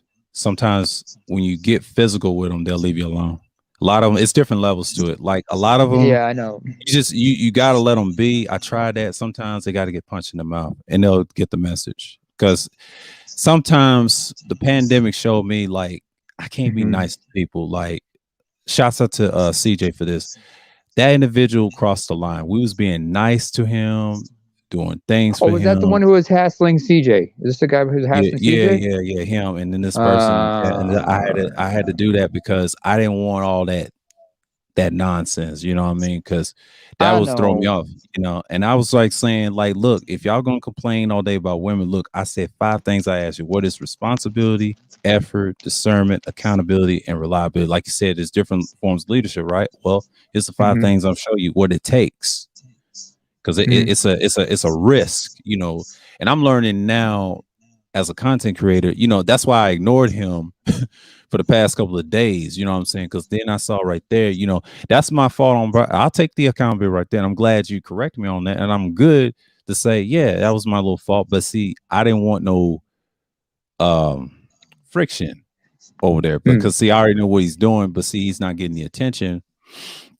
It's not about mm. bringing the smoke to the person because he's already been defeated by a person that don't even cam up in England. So there's receipts on him crying. Oh, Someone calling him a crackhead. So I'm not mm. wasting my time arguing with somebody like that. That's not masculine. I don't argue with people. I put Uh, hands on people. And the reason I say that is because I don't know you, boy. I don't know you truth be like that told, I because try to put hands on yeah, people, but it came yeah, back to bite me in the ass. That's why I don't yeah. put hands. But see, you know, I've learned that, sometimes in my case, especially coming from where I came from, sometimes you got to deal with this behind the scenes. There's more yeah, discreet ways to do it because, yeah, you can be up at it like a damn barbarian, or you can be smooth and discreet about it like a damn yeah. ninja, and sometimes Yeah, a that's why social I ninja. don't do no arguments on panels. I don't do that. And I tell people all the time, like if I was in person in front of him, it got fucked up. But see, I grew up around fights. And the fucked up thing about it is I try to I avoid did them. too. I I did try too. to avoid them. But here's the thing Hmm. though, I don't let him dictate that. I say, dude, you're in your 50s. You'll get destroyed. Your hands is brittle like eggs, man. Like I'm in my 30s. I ain't trying to fight no old Some ass old man. men and I mean, some some. are strong, but this dude, nah, he's small and fragile. Trust me. Like it's a waste. It's like it's bad enough if I gotta do time for Mhm. your ass. No, like I know some people in my family is a little stronger than he is, but he's a waste, man. Like I'm not going to argue with somebody that's insignificant, a fake pimp, and Mhm. a guy that's not teaching men a damn thing. Like I'm just telling you, like the 5 things you need and all this complaining about these whores out here, like the whores gonna be here. You know, that's the distraction. That's the discernment part right here. Let's Absolutely. talk about the ladies like that really want leadership. You know, and I agree with what Charles was saying in so many of his streams, and it takes me back what other people were saying. We need that. Because without that, like Commandante Lou said, he's not trustworthy. You know what I mean? It's just like I A can't lot of I, people not. yeah. The truth of the matter is, you have a lot of people. Hang on, I need a sip of water.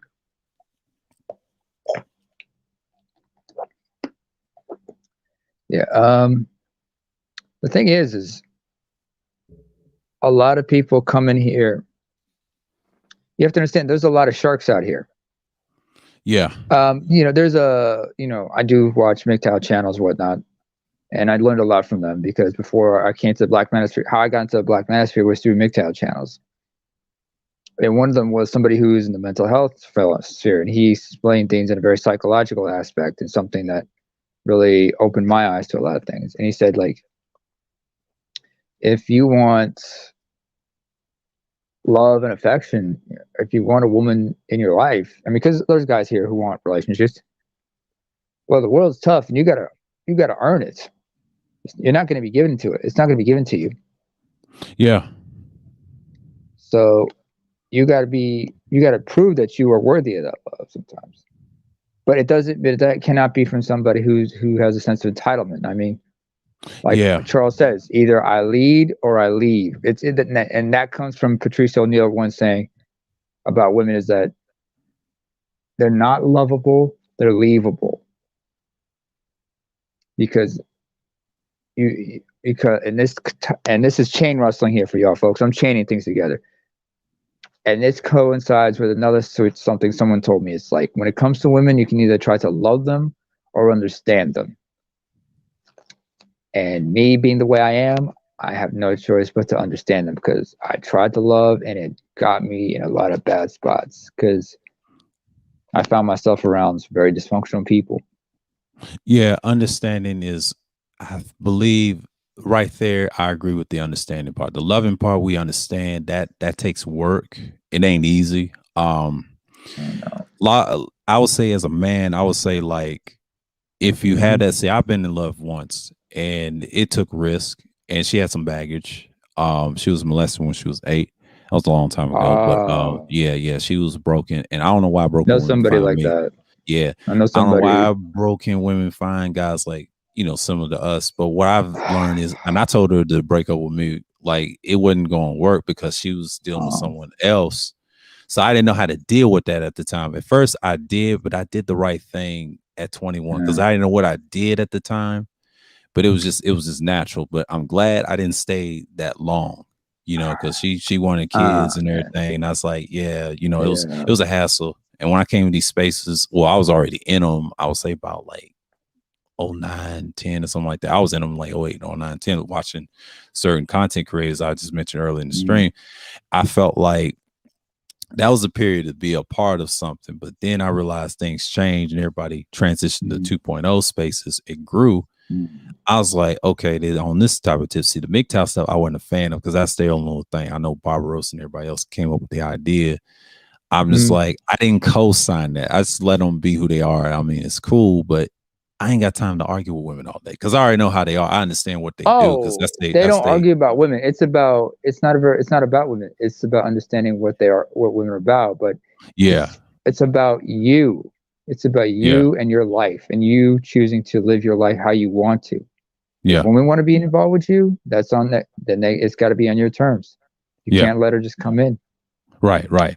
And that's I why mean, I've been on that tip. But you got guys that care about them so much, like you shouldn't, because like I mentioned, discernment, you got to not be distracted what they do. And they have a certain way. And I learn and understand why they do what they do, and it's understandable. So it took me some years, offline to understand that. See, I didn't come with those problems like that. I had to learn to adapt real quick. And each year, things changes.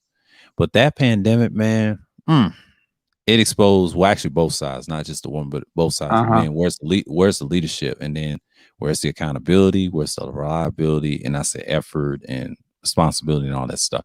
But yeah, like and I'm glad I did this because I said, man, let me talk about what I think of leadership is. Those things right there, what it takes you to get there. It ain't easy for most men because everybody's on different paths. I don't expect people to I will say go there, but it's just one of them things like how you gonna apply it. But most people, they can apply it with how they want because everybody's got their own path. When I was looking at this, I said, let me write this down. I was gonna write something else down. I said, I was gonna add something else. I said, nah, I want to keep it simple. I don't want to make it too concrete because most people weren't gonna get it. It's for the younger generation, man. That's crazy, man. Well, for me, it all started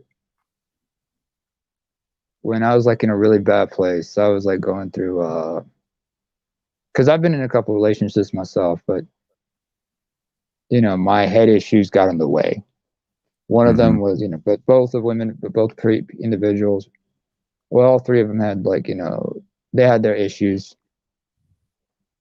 One, I got involved just after she just got off another relationship, and I got caught up in it. But then again, I didn't realize I didn't get my diagnosis then, and that messed me up in real bad and just really traumatized me with my attachment issues. The other was kind of great, but it ended kind of bad, and that's when like my OCD got real bad. And so I started, wearing a surgical, especially the germphobe aspect of it. So it got so bad that I ended up wearing a mask for first couple of years, for 2 years. And in that time, I was just so enraged because I was like, I didn't know what was wrong with me and why I was the way I was. And around that time is when I really got into Patrice O'Neill, because it was Patrice that started this. Is where the ball started rolling. He set the ball for me, and I got into Black Phillip, and that's when I opened my eyes. I started to understand everything, and it was like and for me, just listening to that show, the humor of it was just him talking sense, but for me, it was also a form of escape for me from my problems.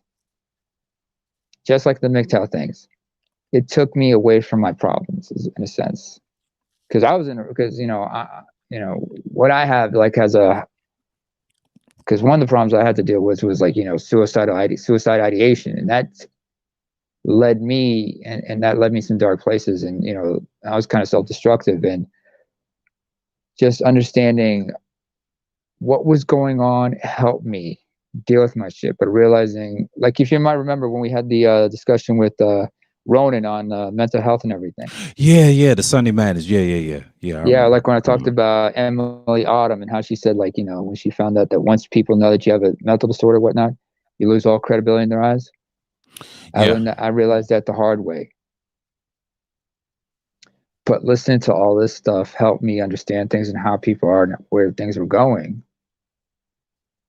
And, and from Black Phillip, I got into MGTOW, I got into the Black Manosphere through BGS. And this leadership stuff was all help. And while listening to Black Phillip, I got into Beige Phillip, now called Man School 202, and Dante is just carrying on. Although I don't listen to him as much because there's some things I just don't agree with because the way I see things now, but I understand. And I ain't mad at nobody. But for me, understanding people is like basically empathy because I have the high capacity for empathy. But it allows me to understand why they are the way they are, why they think the way they are. And like the Russians say, let your enemies expose themselves. For you just observe them and then you apply your strategy accordingly. And that's where this one particular MGTOW, I remember, he went by the name of Spetsnaz because he learned Systema from a former ex-Spetsnaz. And the philosophy of it is what helped him overcome his issues because he suffered PTSD. And when he was in a PTSD class in a group of meeting for PTSD sufferers with mostly Australasian veterans from Afghanistan, they're like, mate, you really need to get help, man, because we say you go up that PTSD like the rest of us, even though you haven't been like with us. In his case, it was he slipped into a coma, and it took him like a year or so just to get back on his feet.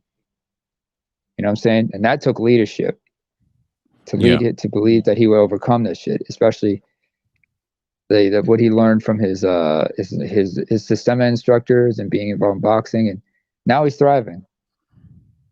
Not only is his practice is going well, he's also been setting up a network of men he can work with, men from all walks of life. And it's all mutual beneficial because he learns from them in their professions. They learn from him, and it helps out.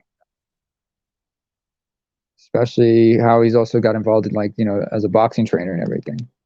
So that's leadership. yeah. No. See, things like that. I mean, I'm not saying if y'all like that, that's cool. I ain't judging nobody. I'm just saying in general, like most people at that time, they didn't really care for it. But if it Mm-hmm. helps certain people, that's a good thing. Like I said, like own up to what you're going to take in leadership for response. You can't blame. Like I'm glad it showed you. Like, oh, well, you can't blame this all the time. You just got to understand the concept. I was trying to say that early in the stream. Like, look, you Hi, got to Shonda. show. You got to Peace and show blessings, you too.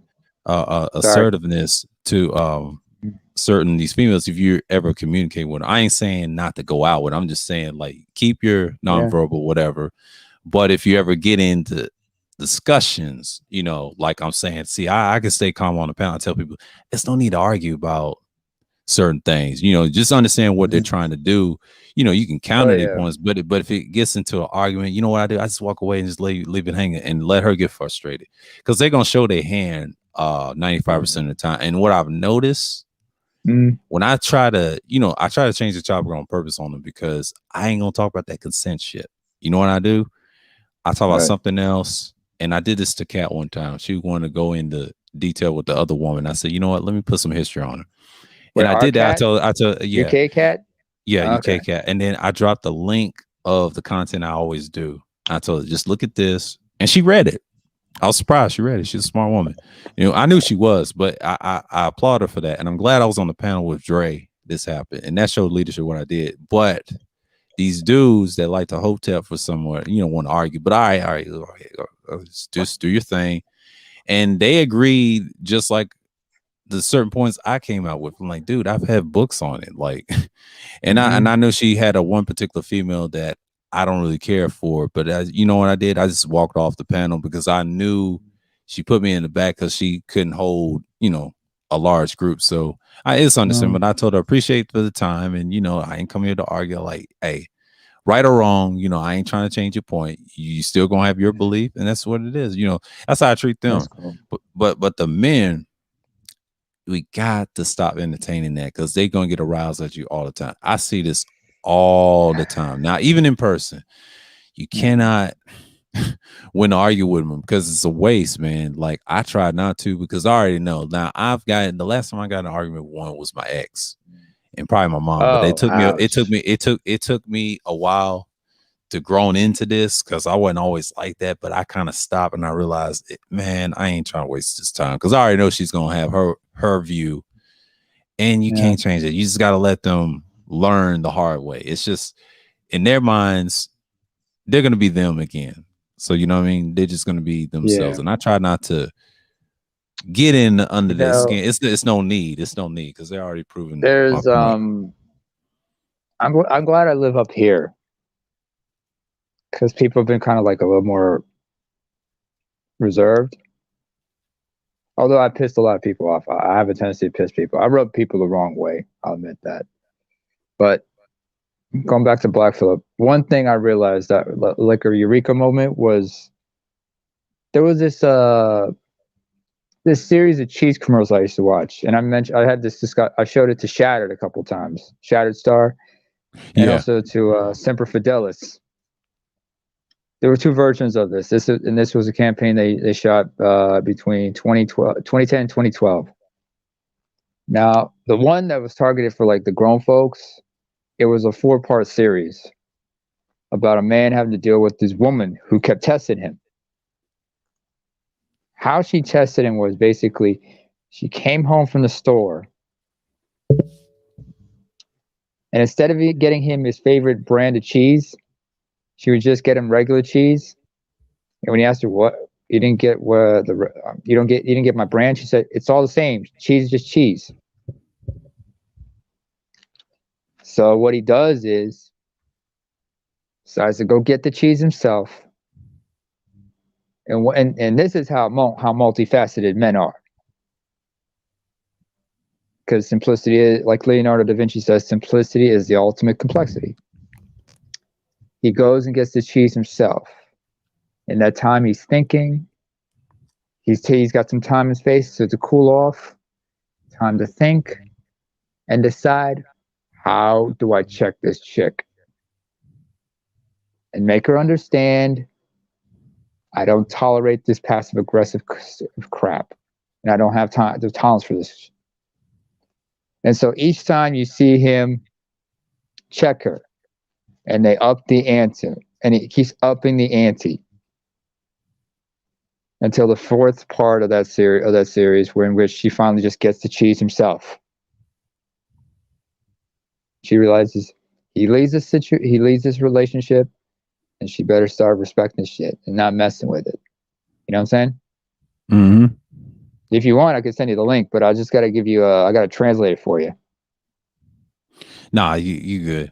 Because I understand this is expound on what I was going to talk about. But yeah, it's just like, it's in Norwegian, so I don't know if you can understand it, but there was another one where and this one it hits home to me a few times because they're like you ever looked at a certain person, and in your gut and instinctually you realize, I need to get away from this person, or this person is somebody you don't want to get involved with. Playing times.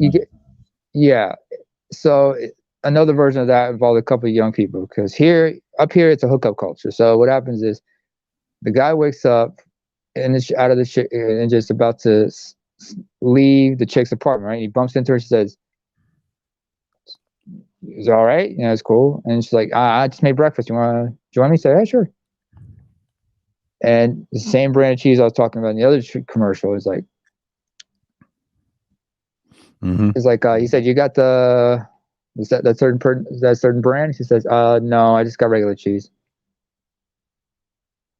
And he's like, "But it's not, but yeah, no, but it's not like, like whatchamacallit." Then she just says, "It's all the same. Cheese is cheese." That triggers a red flag, and then he starts to foresee his future if he's in a relationship with this woman. And and how she will gradually drag him down, and then in the end, he flashes back to where he is and says, "Actually, you know what?" He's just like, "Oh," gets up and just walks out.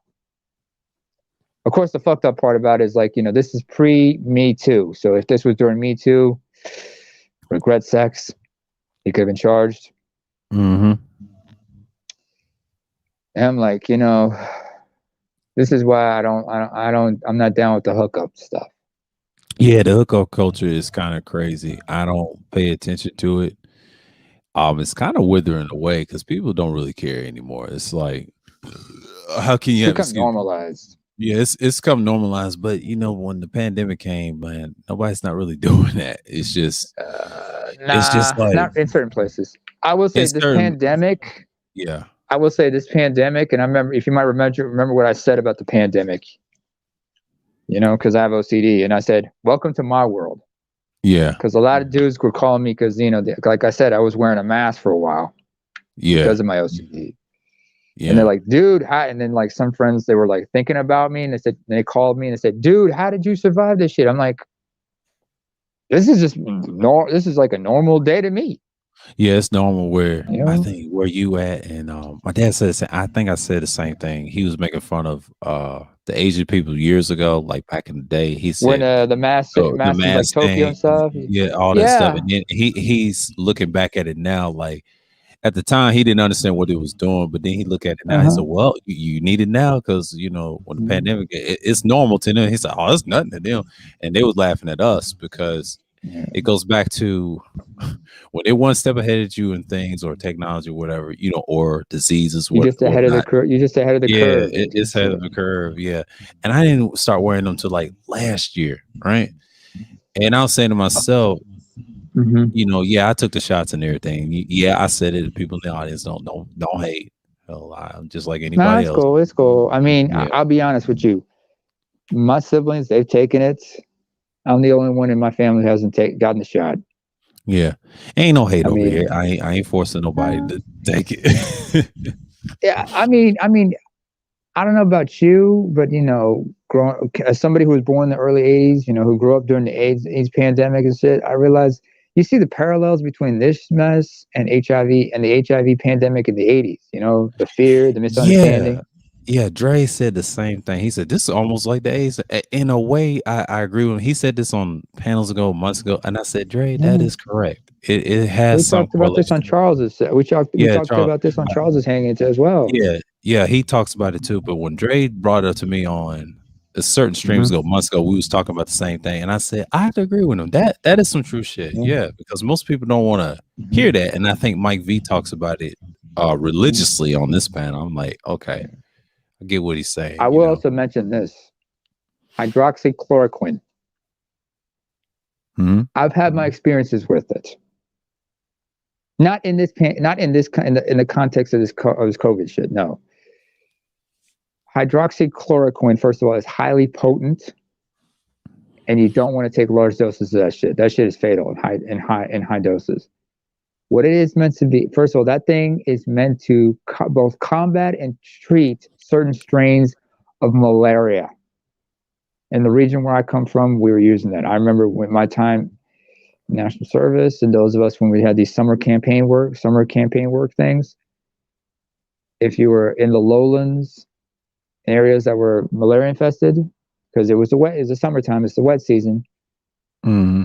and after every rainfall, at night you're gonna start hearing the mosquito buzzing. So they would give us mosquito nets, and once a week they would give us this little green pill that was hydroxychloroquine, and it was nasty to the taste. You had to you had to thoroughly scrub your tongue with your toothbrush after taking that shit.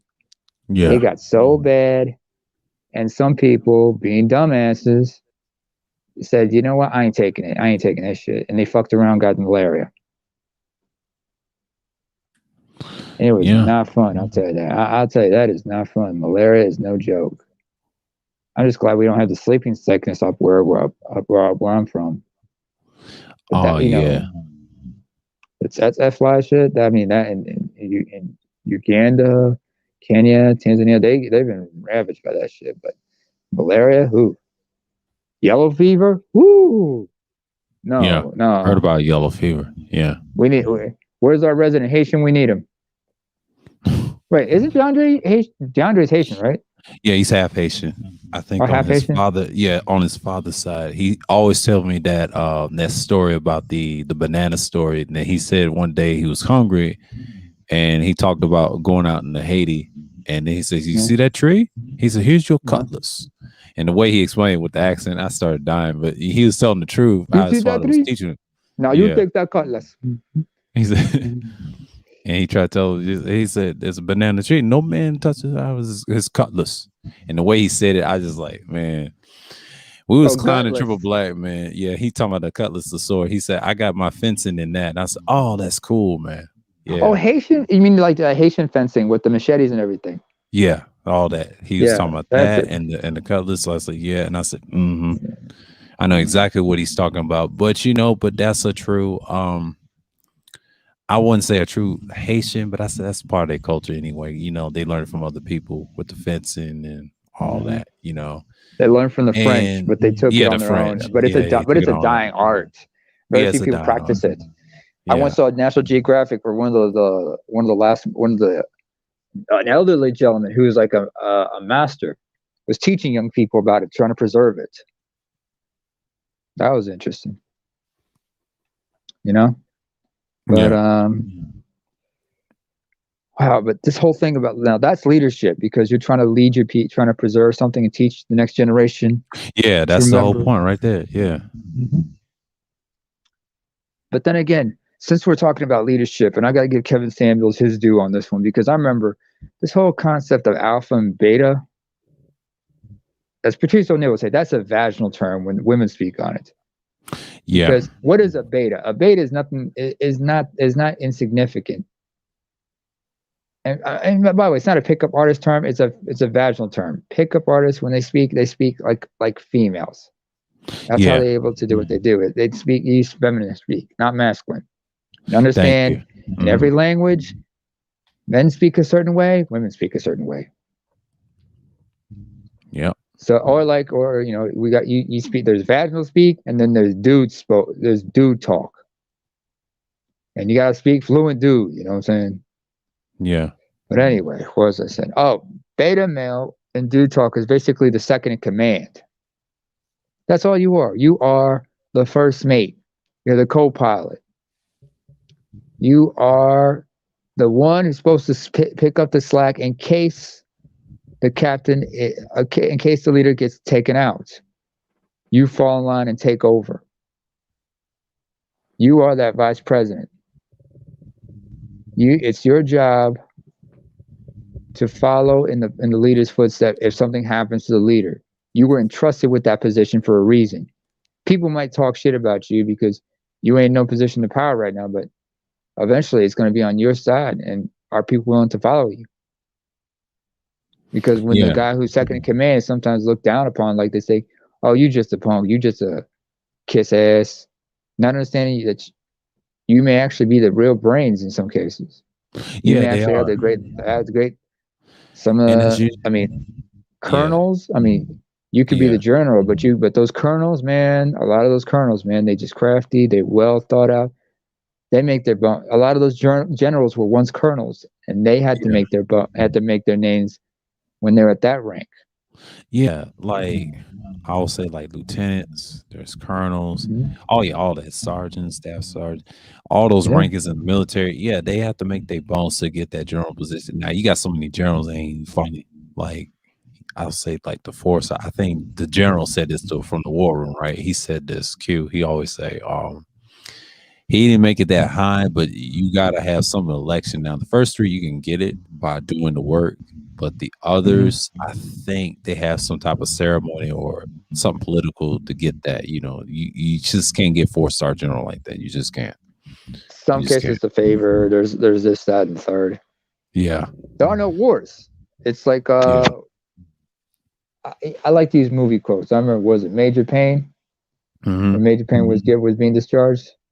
The general told him the wars are no longer fought on the battlefield, rather inside the walls of Congress. That's what it is nowadays, man. I mean, Yeah. there's a lot of wars, but most wars are where they're being fought. Yeah. Unless you want to start your own PMC or some shit. Yeah. That's a whole nother, I don't but want to go like, there. I don't want to go there. yeah. But Yeah, but yeah, that's part of leadership. the leadership. Yeah, that's part of it. Mm. Or here's another example. Like, since we're talking about, we brought up relationships. There's a comic I know. His name is Adrian Minkovitz, Argentinian comic, married to a Norwegian, based in Oslo, where his wife, who is also a dancer, they have their own dance company in Oslo. Last time I checked, and he said that relationships are like a dance, and the way you work together. I mean, you ever seen ballroom dancing?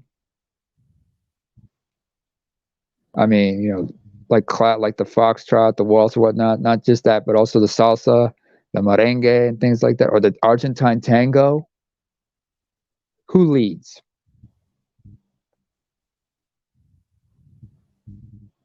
Zero. Yeah. Who leads?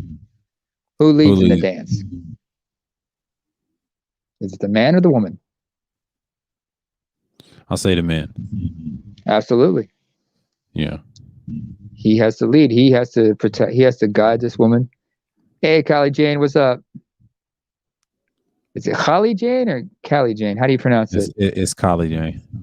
Callie Jane. I don't know. The KH sometimes throws me off because I grew up pronouncing Kha. She's probably the original members of the Black Order. Her and Simply, they cool with Cerulean. Anytime you see them in the chat, I think Jay Sean said, if you see them in your chat, you're in good hands. Now I know Simply Neek from the Brain Trust. I seen her in the chat a lot. Yeah, they're real cool. They still got the shields. Hey, Sean, that's good. I don't know if I ever met Holly Jane. I don't know. She might be familiar, but I don't know. Yeah, but anyway, I met her this year, quietly. Okay. But she's cool with Cerulean. Yeah. Okay, that explains it. But anyway, like I said about leadership, like a man leads. I mean, he says life is like relationships are like a dance. A man leads, a woman follows, because he's guiding her across the dance floor. Even though, or like if you ever see ragtime. Yeah. You remember the ragtime? Mm-hmm. Where them brothers be grabbing the women, just flipping around, throwing them, and all that wild stuff. Yeah. 1940s and everything.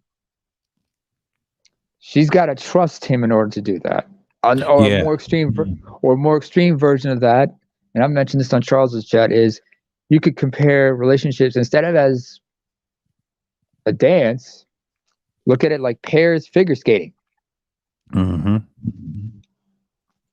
Because it's not everybody. Both people play their roles in it.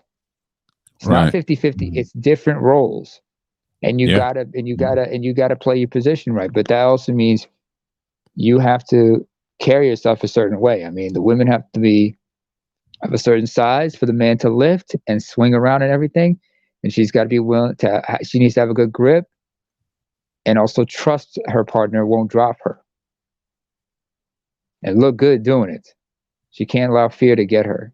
She's got to give her fear to her partner and trust him. And they got to work together to be in sync when they do their choreography. They have to be in total harmony, just like the yin and yang, that cosmic dance, always in unison. Easier said than done, though.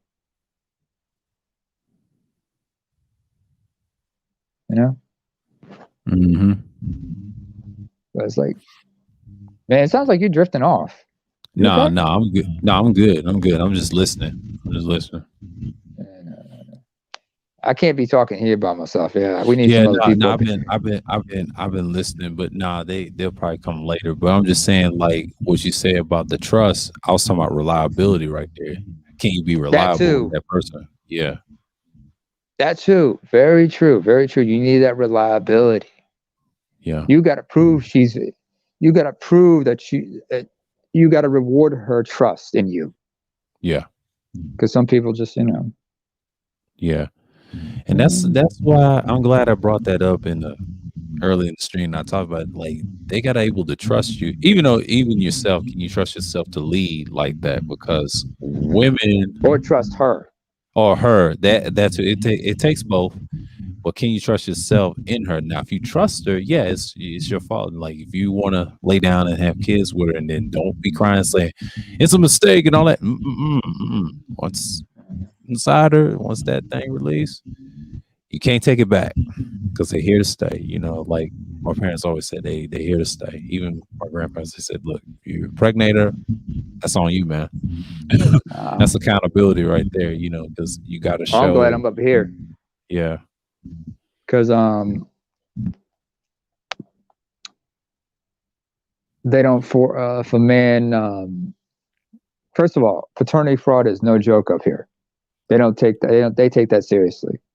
yeah, So, and a man does, and let's say children have a right to know their father because parental alienation is a crime. But at the same time, a woman's reproductive rights do not supersede a man's civil rights. It's quite egalitarian here. You know, her body, her choice. His money, his yeah, choice. She has the right. Like it's like Dave Chappelle said: "Your body, your choice. My money, my choice. If you have the right to kill it, then I have the right to abandon it. If she decides to have a child and you didn't want it, you can just all you have to do is take a paternity test, prove that you are the father, and then you can just relinquish your paternal rights. And the only thing the child has a right to is to right to know who you are as their father. But through you, they can have a right to know the rest of your family, even if you don't want to be in that child's life. yeah. That's usually what it is. Yeah, but that fraternity stuff ain't no joke. You know. I remember having a talk with a young man. I remember I asked him, what's your relationship with your dad like? I said, no, it's not there. He doesn't want nothing to do with me. I said, what about you? Do you have a stepdad or anything like that? He said, yeah. You in a good relationship with him? Yeah. He said, yeah. I said, then you're good. Then you're Yeah. good. You're not going to understand it right now, but you good. You have somebody who gives a fuck about you. I mean, just like Shaquille O'Neal, his stepfather, who was a drill sergeant. Oh yeah, I remember that. Philip Harrison and Philip Harris. I forgot his name. But he always said Philip is my dad, even though he knew who his father was. But his actual father, did relinquish his paternal rights after the mess he was involved in. Yeah, his I think Shaq finally met his dad. He was in Jersey. You know, they had a sit down in a restaurant. He talked this in the interview. He hadn't seen his dad in years, his real dad, and Yeah, it's all good. You know, it wasn't no. I mean, it was a little angry, but it wasn't as aggressive as people thought it was. And the way he explained it, I was like, oh, okay. But see, he had a dad. His dad is still alive, the one that didn't really want to raise him. Yeah. But that's part of it. Like some It is what people, it is. it is what it is. And if he had a choice, and sometimes it's the woman. If he don't like a certain person, it's really them two. And you don't know how that went. Now if he made a decision, okay, and if she made a decision, it's nothing. It's not his fault anyway. Now, if it is his fault, and if he chose that lifestyle, well, hey, I can't speak on it, because I had some family members like that too that didn't want to raise their kids. But you got some dudes like that. But you got some dudes that love kids. It's like men will love kids if they're worth something. But the ones that don't I want to love raise, kids. you already know. I just don't have the patience sometimes. Yeah, that's what I'm saying. It can be that. It can be a lot of things, because I can't really speak on how a man thinks about when it comes to children and things like that. That's something. It's kind of scary for a lot of dudes. I mean, like for some guys, they if they know that they shouldn't be having children because they're afraid they're going to pass on some certain disorders and shit like true. that. Yeah. I would tell them, I don't blame them. I mean, there's one person I know, and this is a woman, and she has family history of mental disorders that she inherited on her maternal side, and she decided not to have any children, although her sister has children as well. But I looked at her and said, you know what, you did the right thing. You're right. Yeah, I know. It's your choice. I understand you not want to do that. I understand. Just like I understand, and your sister, how what the choice she made. But you guys did but you guys at least owned up to your choices. That was a good thing about y'all. You're not making mistakes about it. And it's like, see, if you want to be, you got to understand about leadership. Sometimes you got to learn. You got to find somebody who sets the right examples for you. If you want to know about what it means to be leadership, you got to understand it's not easy. Everybody wants to be the leader, but not everybody can live up to that leadership. I mean, Yeah, that's true. That's true. especially in a particular situation. Yeah. Do you have what it takes to lead people in that situation? I myself, I know I can lead, but I prefer to be like that second in command or that third in command. I'm more of a team player. Yeah, most people, like I said, yeah, if you're a good follower, that's good, But I'm just saying, if you ever be in that leadership position, what are your responsibilities? Like I mentioned, responsibility and effort and action. Not everybody's meant to lead. I get that concept. It's just if you want to lead something and you want to take a risk, if you really want it that bad, it's a lot of things. Now, the followers, he understands, but if he wants to be a good leader, it's the key things you're going to have to look at yourself. What can you lead on? What is your interest in that person, especially when are they willing to believe in you? Because sometimes yeah, you can be claim to be as alpha as you want. The rest of the guys can just walk out on you. Yeah, you got nobody to lead on. Because that's the thing about, because like I remember BJS explained it. An alpha is only as powerful as the betas that follow him. A leader is only as powerful as the followers who follow him and believe in him.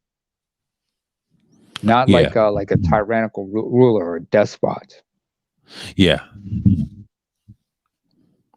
Now, if you want to be a leader, to have a good followers, like it's a belief, but if you show them the action and belief, that's a whole nother ball game, because their minds got to be stuck to it. Now, if you teach them, that's a different thing. As a teacher, if you're a student first and understand the teacher was trying to show you and it works, it's like anything else. But when I was learning in sports, we had like the player that was a captain of the team. Of course, we listened, and then of course the head coach. Of course, we're gonna listen to him regardless.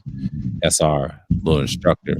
But when we played teams that were, I'll say, hard and easy to beat and they're difficult, we had to learn all their weaknesses and things like that, and we got to be on task and things like that. But the leader has to create a task for people to follow, and he has to show his effort. That's what I mean by action. But the action has to be good. Now, if it's a wrong type of action, they're gonna walk out on you. They're not gonna believe in you. How are you gonna protect them?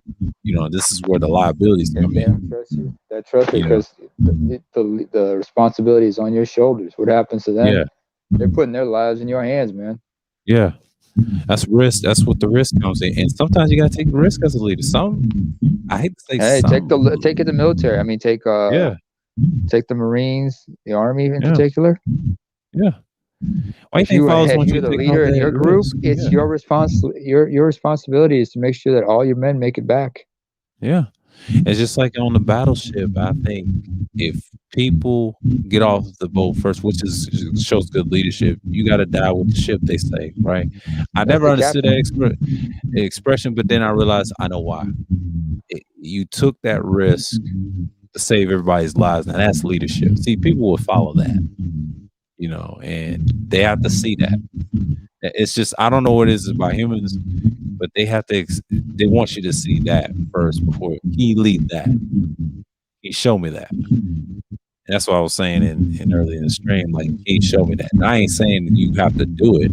I'm just saying, are you built like that? You know what I mean? Because I'm built for certain things and certain leadership that I can handle on my end. But I do understand it takes a lot of effort to get where you are. That ain't easy.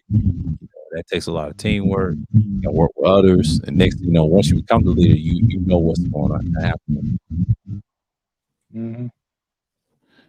This I good leader will mean, develop their followers. It's a constant working relationship. Leadership flows up as well as the down. Exactly. Yeah, that's another one. yeah, there's got to be a level of flexibility, but there has to be like discipline as well. Yeah, that too. That's why leadership is required at all levels, from the boss and employee equally. Yeah, true, true. Like I said, it takes discipline. I should have added that on here, but that goes in with accountability, responsibility, and effort. Well, actually, discernment, because you can't get distracted. That's another thing too. A lot of people get distracted about the smallest things, and that just flips your leadership out the door. Yeah, I mean, now I grew up playing soccer, but you can use this analogy with sports teams in the States, like, like basketball in particular, Right. or football, or baseball even. Try being the coach, the head coach. You're dealing with all kinds of, you got to deal with all kinds of personalities because everybody's a human being at the end of the day. Right. Whether it's from within your own coaching staff, who you still get, who you need to have a good rapport with, to the team, and to the men, because they gotta execute Right. whatever strategy you're playing, as well as you got to deal with the general manager and the front office and the owners Right. and whatnot, because they are entrusting Mhm. you with leading this franchise to greatness. Yeah. And I will tell you that leadership can be very taxing on the human body. How many It sure is. how many leaders have to how many of those like sports coaches have to deal with like heart problems and whatnot? Because you see a lot of them, they're not in the best shape when you think about it. Oh yeah. Yeah. I mean, how many? What's his name? What was the name of that one dude? He used to be head coach for the Sonics as well as for the Oh, as well. George Carl. Yeah, George Carl. He was the head coach of the Sonics as well as for the Jazz. Yeah. Yeah, stocky build and everything. Yeah. Was I'm sure he was stressed out. Just gone, Gabe. I mean, Yeah. who else? Who else was like kind of heavy set as a coach? Let's see. Especially when I it came would to football. say I know it's George Carl. There's several others. Belichick's different. I mean, he's a little stocky, but He's old, but yeah, he's old. That's a whole other. I can't count Vrabel. No Vrabel. Mike Doc Tomlin. Rivers was always in great shape. Who else? The Flip. What's his name? Flip Wilkins. Yeah. He was in great shape, even though he had that back comb and everything. Yeah. I was thinking about John Madden. You know what's also strange about John Madden? What is that? He was a big tough guy. He was a pretty tough guy, right? I know. Yeah, he is. Yes. But the thing was, he always insisted on taking the train because he had a fear of flying. Yeah. But as a football coach and as a man, he knew how to coach, lead his team to greatness. The Raiders and everything. Who else was else? But I guess a lot of younger coaches realize, you gotta work your shit out, stay in good shape. Yeah. So you can keep up with the team. I mean, Tony Dungy, look at him. Yeah, another one. Great looking coach. He's a guy who's not out of shape. Who else? I know in soccer, there's a lot of guys. In soccer, when I think of great coaches, some of them were kind of out of shape, but they were career coaches. Yeah.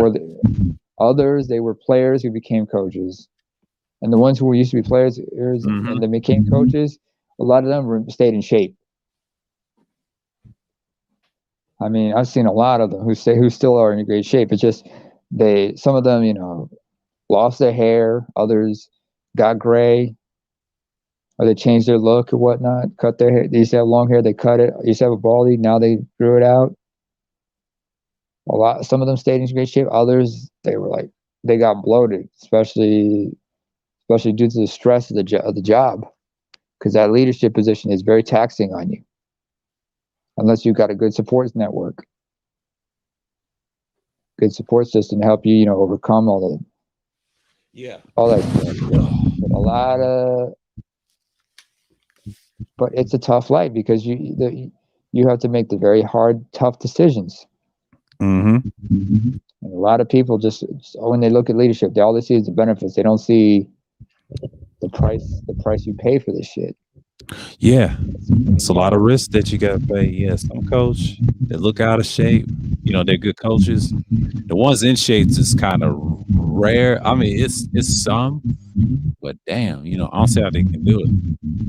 They know how to handle their stress and everything, how it doesn't affect them, because when you get stressed out like that, you end up getting weight gain, and then next thing you know, you got cardiovascular disease issues, you got high blood pressure, diabetes, hypertension, type 2 diabetes. You don't want to fuck with that. They say, you have strokes, blood clots, cancer, like the tumors. Tommy Lasorda comes to mind. Yeah. Anybody remembers Tommy Lasorda? He was that baseball manager for the Dodgers and everything. Oh yeah. He was big and bloated. And I remember, like, in the early '90s, you saw him on the Slim Fast commercials after he dropped down the weight and everything.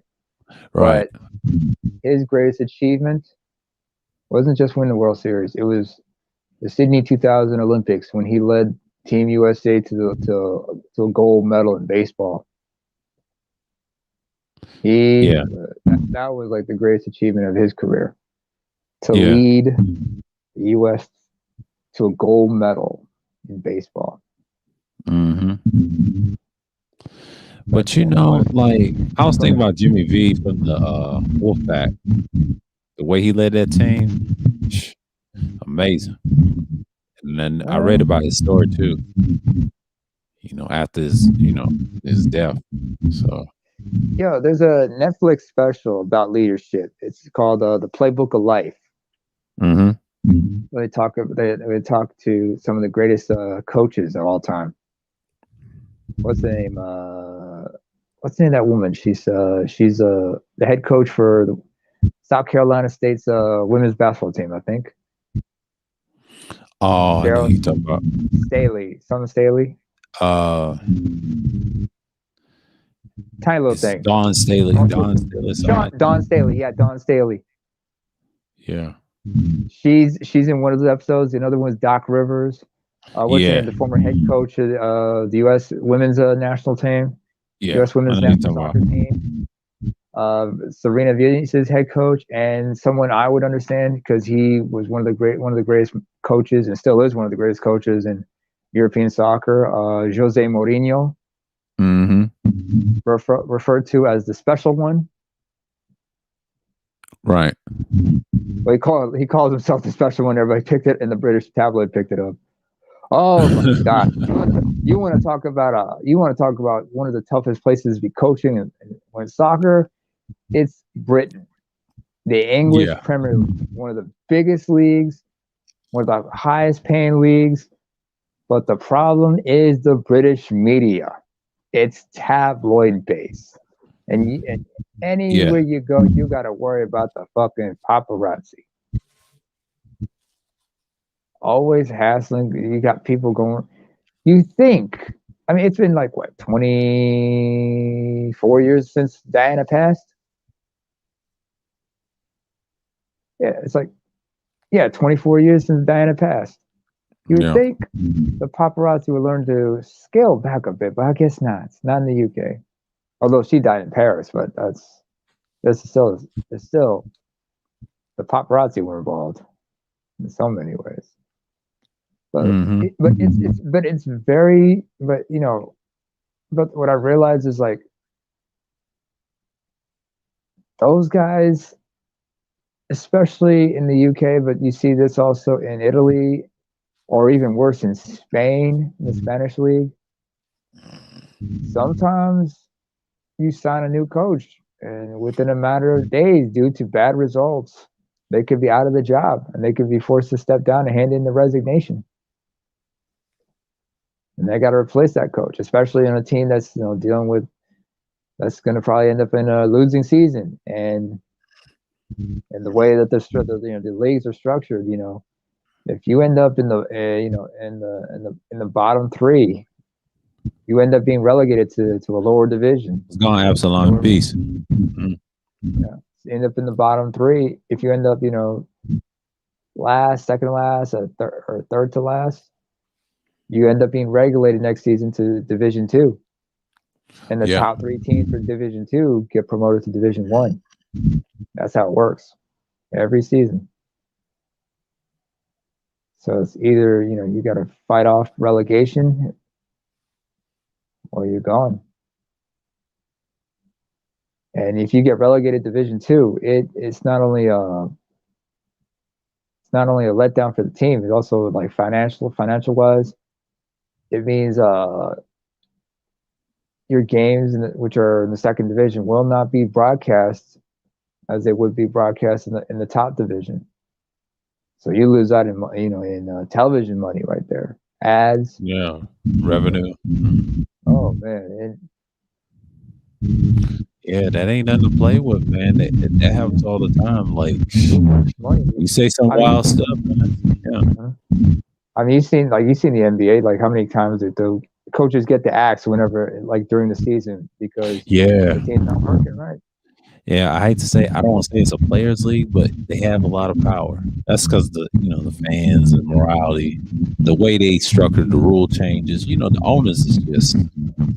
I mean, that's their leadership, but I get it. But if you want the players to, it's all about results. Lead your company. Yeah, results. Yeah, they want to see can you lead. Even the players lead the team. We understand the players lead the team, but we understand the coach should lead too. But it's like that's probably what it used to be when I was coming up. I mean, I remember it was cool until they finesse it, but I understand that they want the audience to like the offense against the defense. They want to see scoring. I get it. And same with football. They don't want you to hit as hard as they normally do. So I get what they're trying to do. It's an angle, and that's just their way of selling it. But baseball, people say baseball's not boring. You just gotta have an eye for it. It's a trick. I used to have the whole point of baseball is it's not about just the offense. It's how you understand the game. Even though with a catch and pitching, you get used to why they rotate. Why they do things. They have their plays. They know how to stop people. It's fun. But over time, it does get boring in between innings. But it's hard to hit home runs. I'm telling you, well, now it is, especially with steroid restrictions and drug tests. Yeah, all that stuff. See, when they were taking the roids, it was easy. Just trying to break those little records. But it's hard. It puts pressure on the league. Now the league is what it is.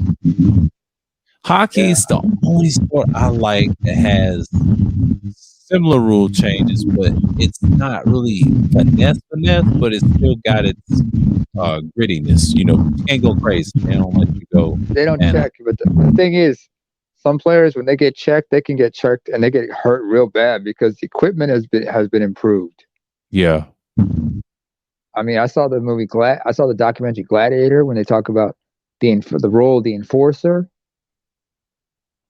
Because the enforcer is supposed to protect everybody. He's not a goon. Not like some goof-ass goon. The enforcer lets you know, you injure my player, I'll injure you back. But the enforcers were also known for brawling. Yeah, what's going on, degenerate? So they forget that the enforcer is a leader of sorts. He is there to protect his teammates. So like they said, like when Wayne Gretzky said he was offered a big contract by the LA Kings, he said the only way I'm coming is if I bring so and so with me, because I'm the top scorer, but that's my enforcer. I don't want nobody else but him watching my back on the ice. So they said, all right, fine, we'll sign him too. And I forgot what his name was, but that dude did get in some controversy because I remember when he was playing with another team. He hit a player who was black in the head with his hockey stick and got into some serious shit. And they were like accusations of racism a few years back. Yeah. You might remember that. But And it asked the question about black players in hockey, and like, you know, there's a lot of black players in hockey. Most of them are Canadian though, but that thing about the enforcer, it's not what it used to be. But you need to, like I said, that's another team, that's another sport. If you ever notice, you don't see a lot of fat head coaches on that in there in hockey. Yeah, that's true. There's a reason why. Most of them, well, some of them have been former hockey players. You got some that actually probably exercise doing skate. I'm amazed the coaches in that league. That's why I like hockey so much. They're disciplined, even though they do drink bad stuff. I'm not gonna lie. A lot of them do the alcohol, and small things, you know, but they're normal. But the ones that actually do the health stuff, I'm like, oh, okay. And cooperate. That's the enforcers, especially, because a lot of them, they were in the off season, they were taking up martial arts. They were taking up mixing, because improving their fight skills on the ice. Cool. They were taking jujitsu, wrestling, how to trip a guy, knock him down, because the fight stops when somebody is on the ice. But they were talking about boxing, kickboxing techniques.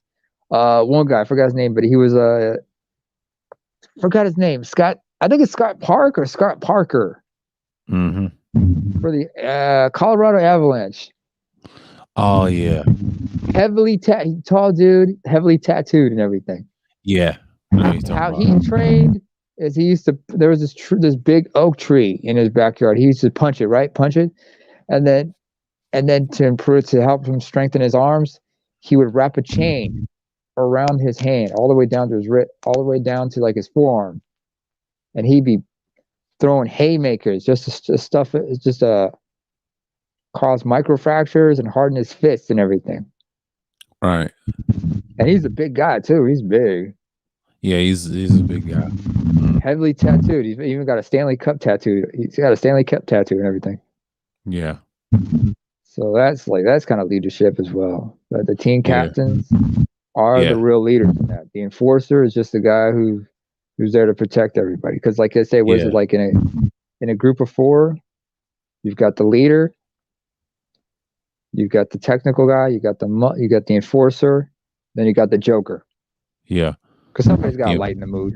Yeah. Enforcer, he's like, I would say he's like a third leader, but if something happens to 2 leaders, he's the muscle.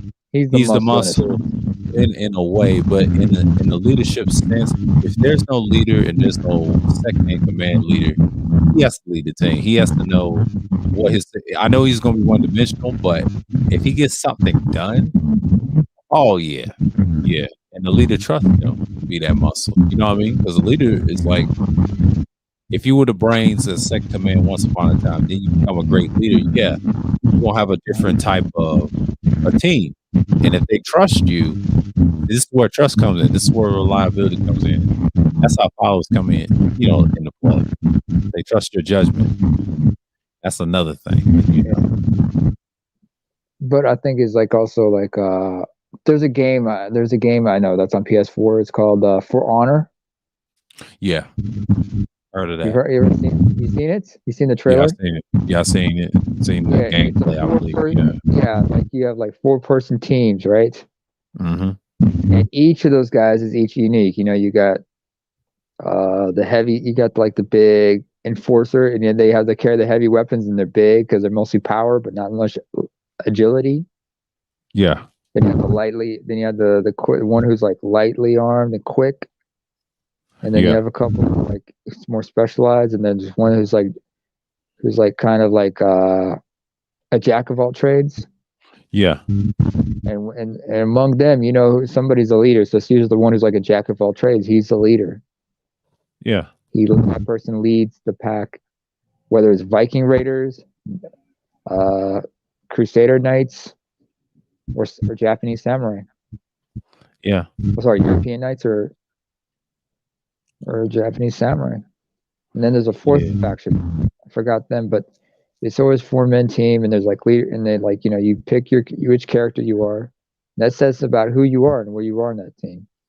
Mm-hmm. On that team. Or for those of us who were born in the 80s, who remember the Ninja Turtles. Oh yeah, I remember Ninja Turtle. I used to have the figurines and everything. And Yeah. bed covers, all that shirt, Oh, you were t-shirt. such a kid. Yeah. Lucky My you. favorite was I did like Raphael, but That the was other my ones now favorite. Donatello, he was okay, but Michelangelo was funny. I'm not gonna lie, the orange one, he's funny. He's funny. Mikey the orange. Yeah, Mikey was funny Yeah, though. Leo was the leader. Donnie was yeah, the brain. yeah, Raph was the enforcer, the attitude, but Mikey was the one to lighten things up, the Joker. yeah. But That's one important. thing I saw the movie of that. I went to the theater and watched that. We had it on VHS tape. I'll never forget it. Uh-huh. Fun times as a kid. I used to have it for my birthday party one time at 4 years I've seen old. all It was an three. actual tape. It was an actual tape of me when I was 4. Looked at the Ninja Um, Turtle cake, birthday cake years ago. Yeah, I was something else back then. That was back in '92. wait, you were born in '88? Yeah, I was like 4 at the time in '92 when I had that the Ninja Turtle cake. I don't know. I was born in '82. Yeah, you and Charles are around the same age. I have a cousin that was born in '82. 5 months exactly. No, 5 months apart exactly from Yeah, Charles. yeah. Yeah, I had a cousin that was born in '82. I had a cousin that was born in '80. I had another one that was born in '81. It's just so funny. Yeah, it's so funny. It's on both sides of my family. But you know what's so funny though? I get along with Cerulean and Drake because it's like my cousins again. You know what I mean? Cerulean was born in 1980, so yeah, I can understand why. Yeah. I've got two cousins. One's born around the same year as me. The other was born a year after me, the same year as my brother. I had another cousin who was born in '86. His name was DeAndre. No. Oh, And then DeAndre. then I have another one that was born a year ahead of me, '87. I was like the last. And then the rest born '89, so you know how that is, '90. But I have cousins that are Gen Xers, '70s. I'll say Late 70s. '79, late '70s. I'll say '71 and '68. '68. Yeah. What they call Up in that? You know what they call those of us who were born late '70s, early '80s? What do they call y'all? Zillennials, because we're that gray area between Gen X and Gen Y, or millennials. Yeah. Yeah, they call y'all Zillennials. They accidentally called me Gen X by accident. My dad's generation did by accident. I tried to tell them, nah, I'm in the You're what Gen you'll Y. say, Gen Y, yeah, millennial category. Yeah, that's what they. And then by accident years ago, before that, when I was younger, they always actually thought I was Gen X. I was like, nope, I'm Y. And then the Zillennial would be my sister's generation. She was born in the late '90s. Her birthday's next week, next Tuesday. that's the funny thing. But you know, Born in the late '90s, huh? Oh, okay.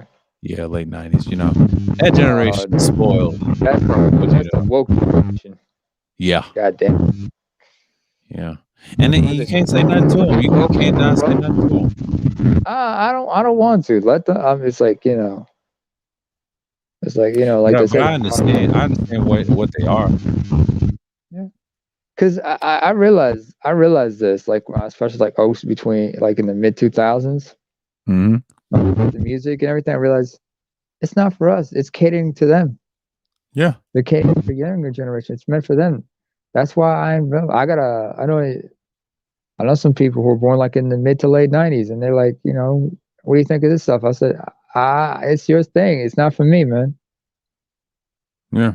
I mean, what was that joke? Original Kings of Comedy. If you remember that part where where Steve Harvey was like talking to the crowd about old school music. Yeah. And after they played that Earth, Wind, Fire song, he said like, if you ain't feeling this music, I don't know what to tell you. Mm-hmm. If you ain't feeling this music, then damn it ain't for you. So don't be complaining. That's why I stopped complaining. I'm like, all right, that's what you like. It's what you like. I mean, I don't get certain songs. I mean, there's certain music I don't listen, like that death metal and whatnot. Oh It's yeah. pretty cool. You know, I can't roll with that. I mean, there's a friend of mine. She plays that stuff, and then like I remember being at her, and she was playing that while she was in the kitchen. I heard that in the living room. I was like, "What is this? This is metal? Ain't the metal I Yeah. listen to." I listened to a group like Disturbed. Yeah. She was shocked that I could sing that one part in "Stupefy" by Disturbed. Yeah. Because they didn't understand he was actually saying something. He was saying something in Hebrew. The lead singer David Draymond, he was saying something in Hebrew. It's tefached, which means be afraid in Hebrew. Mm-hmm. He comes from a Jewish religious family, so he would know everything. Because he was educated in a yeshiva before going to college. Now that dude leading a group, leading a band. That's Yeah. one thing. Yeah. I don't listen to this kill music, what they call drill music and rap. I don't even listen to that. Quiet I as don't know. scale. Yeah, Or Trilla, it's a I don't understand that. it's like it's barbaric. You know, they use auto tunes and shit. Like I don't even listen to that shit. I understand why they listen to it, but always talking about Dracos and stuff. I'm like, what is a Draco? A little gun, little pop machine gun? Ooh, Lord. Drill music, or what is it, like trap music or mumble rap? It's a combination of all that. They stole it from crunk music. They just use auto tune so much. That's why I don't really care for it. They try to say, "Oh, it's trying to sound great again." No, no, no, no, no. I turn that shit off. I listen to classical, old school stuff, a combination of alternative rap, mixed with metal music, even reggae. You know, the classics. I'll admit that. Yeah. There's some country songs that actually, like I said earlier, or was it on the? No. So it was. I think it was on. It was on Ani's chat. I was talking about. I don't listen to current music. Yeah. Like where I'm from, like some of that popular music where I'm from.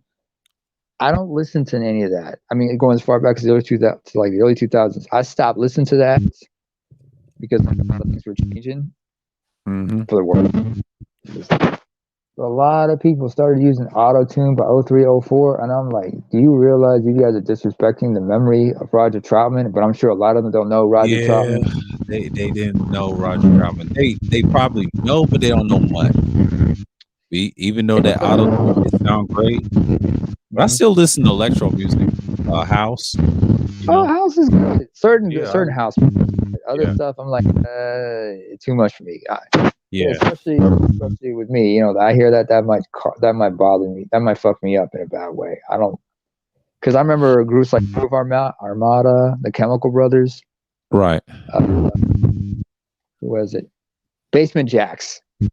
That had a good song called Alert, because there was a bass on that one, was pretty cool. But but like I'm saying, I listened to the stuff that my parents were listening to because that music was genuine. There was some honesty in that song. What my generation, what they're listening to, it's become pretty generic. But I understand why. But I'm like, there's no truth in it. It's like oh, it's okay, nice. Don't worry, I'm ignoring. I ain't worried about him. I ain't gonna address that. Yeah. She's talking about that fake pimp. Nicer, everything's all right. We're talking about leadership right now. We're not worrying about that. Sweetie, Nicer is First Nation, right? She's Native American. Yeah, I guess you might have to ask her. But she says she is, but she lives in Minnesota. That's what she told me on the panel. All right. So, well, don't worry. Don't worry. We got the tomahawks ready. Just not to be stereotyping here. Yeah. Yeah, waving at you too, sweetie. But it's like that music. There was no sincerity to it. Like I know Roger Report refers to some of that music, some of the R&B music from the '90s as sucker music, but there was some truth in it. Oh, there's some truth to it. all of that. Yeah, most music has some truth. Like if you tell on yourself, oh yeah, you really listen If to it. it's genuine, if it's just some mindless generic stuff, you can't. You know, right now you can't be listening because you ain't feeling it. Yeah, I mean, one song I listened to. Do you remember a guy named Uncle Sam?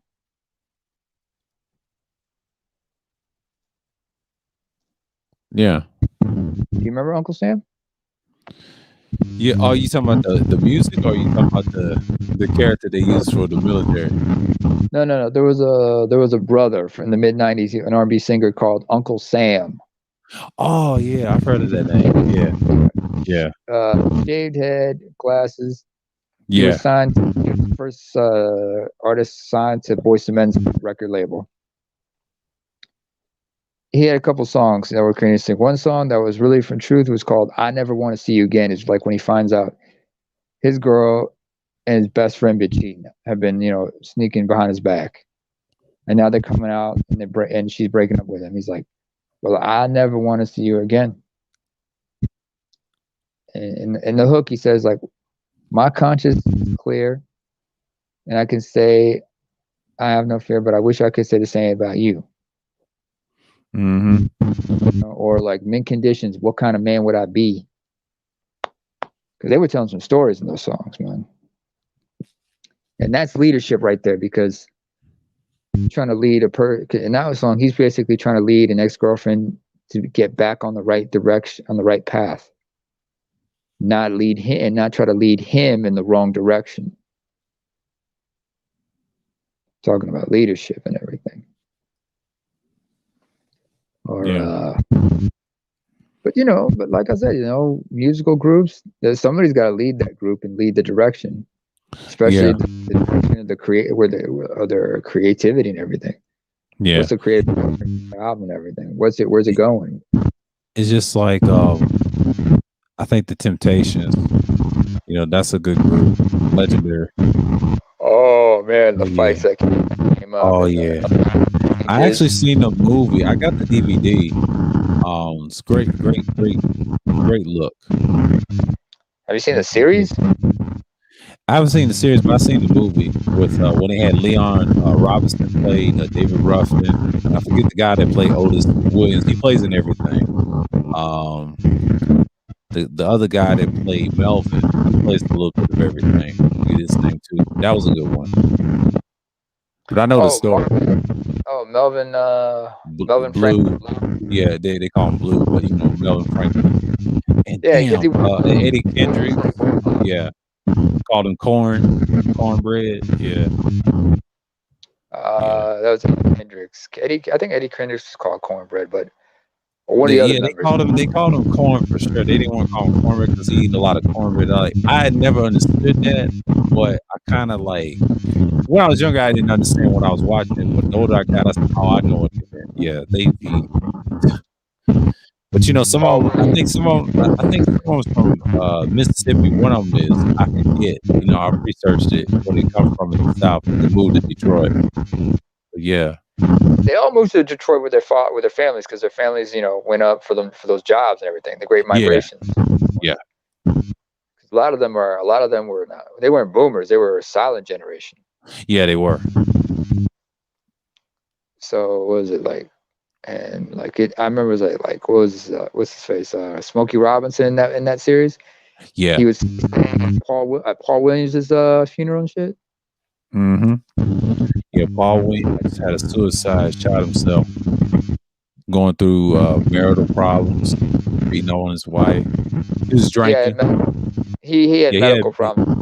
Yeah, he had medical problems too. They said he drank. I forget what it was. It's sad how he went. He was a damn good singer too. They told him when I saw that movie, what really happened. I said, damn. And that's what caused the drinking, because before that he never drank. Yeah.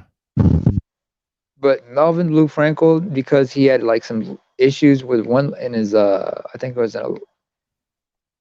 was developing some kind of problem. I forgot what kind of problem, what medical problem was, but he was getting like cortisol shots to treat it, right? Yeah. and it resulted in him developing type 2 diabetes from years using that cortisol shot. Cortisol shots were resulting in him developing type 2 diabetes. Think about Right. that. Mhm. Cortisol, that's Yeah. a stress Yeah. hormone. Yeah. Melvin didn't really last long. They showed that in the movie when I saw it. I said, damn. He had a cerebral Otis is, hemorrhage. I think Otis is still alive. I don't know if Oh, he's alive or not. He he's passed still away? alive. No, Yeah, I Otis think he's, Williams is still alive. yeah, I think he's still alive because I ain't heard about his death or anything. Now, I know Dennis Edwards, the newer Temptations, but the older ones, the originals, yeah, they was something else. Dennis Edwards, a couple other members, they left and died. Yeah. But it's just Otis right now, Yeah. and he's still touring with some of the other. He's still touring as the Temptations, a few other cats. Yeah, he And is. it's I think even my though they father keeps up with him. He keeps up with him, even though he listens to jazz and everything, but he keeps up with him. Does your dad ever listen to like Marcus Miller? Huh? You said jazz, right? Yeah. Your dad listens to jazz. Does he ever listen to a jazz bassist by the name of Marcus Miller? He's also Yeah, he probably knows Marcus Miller, but he listens to Miles a lot. He listens to Miles, John Coltrane, Dizzy Gillespie, Bird. Yeah, he listens to a variety of artists, but the main ones he listened to when I was growing up is those guys I just mentioned. But he listened to other people. Don't get me wrong, he keeps up with it. Yeah, I'm sure. I mean, I was shocked about like my dad. He listens to like some old school, like old funk, old soul music. yeah. I got My father does the same thing. Yeah, he's a boomer. He listens to a lot of that stuff. My Blues. father, my uncle, he listened. One of my uncles, who I'm really real close to. He's my father's brother-in-law. It's my aunt's husband. My paternal aunt's husband. He big old fan of Marvin Gaye. Yeah, it was his go-to music, especially when Marvin started singing his own stuff, talking about like serious things like the album What's Going On. Yeah. Mercy, Mercy Me, Make Me Want to Holler. Innocent Blues. That was about some serious issues right there. Or Isaac Hayes when he's talking about some sad, some pain. Yeah, my dad loves Isaac Hayes. Rest in peace, though. Yeah. It's messed up how he went, but yeah. What about Barry White? Barry White. My uncle loved him. My dad's older brother, third oldest brother, loved him. Barry White. Yeah. He was. Who else was good? There was Barry White, Teddy Pendergrass. Yeah. Teddy P. Yeah, was good. Quincy Jones. Now that's there, since we're talking about leadership. Yeah. Quincy Jones, or if you ever watch this documentary on Netflix called The Black Godfather of Hollywood, it's about Clarence Avon. Mm-hmm. That's leadership. He to be the connection to a lot of people, and his legacy will live on with everybody. Just networking and branching on and helping one another. Yeah. There'd be just one. There'd be multiple Clarence Avons around, just connecting people left, right, and circle and helping each other out. That's leadership, and that's a legacy of leadership right there. You pass and make people better. I mean, what other people can you say are great leaders in that form, in that shape, in that sense, or political leaders for that matter? Oh man, it's plenty. It's good and bad. I'm going by what they done and people followed. Now I can't count Hitler though. That's a whole nother spiel on him. That's actually dark. That's dark charismatic leadership right there. Leadership right there. Leading, those learning. People believe them. Yeah. This is what happens when you put your faith in a charismatic leader. A lot of people didn't realize until the end. And some didn't. They just they were willing to die for it. Young people, Yeah. especially. But some of the old Then I can say, I don't want to say Jim Jones, the Kool-Aid drinker. Yep, him too. Various other leaders. The ones political that's good. I'll say JFK. You know, his death. You know, try to change everything. That's all what happened to him. LBJ, Lincoln. Yeah. Lincoln, in a sense. Who else? Well, LBJ, he's another one. Yeah, he's a whole. Yeah, I ain't gonna get into him much. Archbishop like that. Desmond Tutu, because he led the Truth and Reconciliation. Yeah. Well, Reagan, I'll give y'all Reagan. Yeah, he showed a little leadership. I'm not gonna lie. Maybe, but that was. But the crack thing, I can't really blame that. That was done by design by a combination of government, him, and others. That's a whole nother topic itself. Because some of that is we had a hand in that too. So trusting other foreign people, like Colombians, of course. So we gotta blame ourselves. Yeah, we gotta blame ourselves for that. Why trust people like that? So if you're gonna bring Reagan, you also have to mention Margaret Thatcher. Yeah, she's another one, conservative. What did Turin tell me? She said, "You want to talk about somebody that stopped Russia and everybody else?" Yeah, she was ruthless with her leadership. That one was not somebody a joke. Golda Meir was another way. Golda Meir for Israel. Yeah. Like it was during her prime ministership. You had the Munich 72 Olympic crisis. What happens to the Israeli team? Yeah. How Palestine thing. When Berlin. Mm-hmm. It was under her time that this happened. She decided, like, we need to respond to this immediately. Although Golda Meir is referred to as the grandmother of Israel, because she was mother, like in her appearance, but her leadership was no joke. Or some of the early Zionist leaders of Israel. When you look at with how they were able to get a country together, by hook or by crook, you could say, or opposite of Hitler. What's his name? Winston Churchill. Yeah. Britain was bombed. He made it a point to tour the city, tipping his hat to constantly people, let him know that I'm here, I'm still leading. But when Berlin was bombed, you did not see that with Hitler. Hitler was just laying low in a bunker. Of course, he would make speeches on the PA system, but that was about it. Because you have to own up for your failures. Hitler just blamed everybody, saying it, trying to defer, blame on other people. Some people was it the narcissism, or who knows?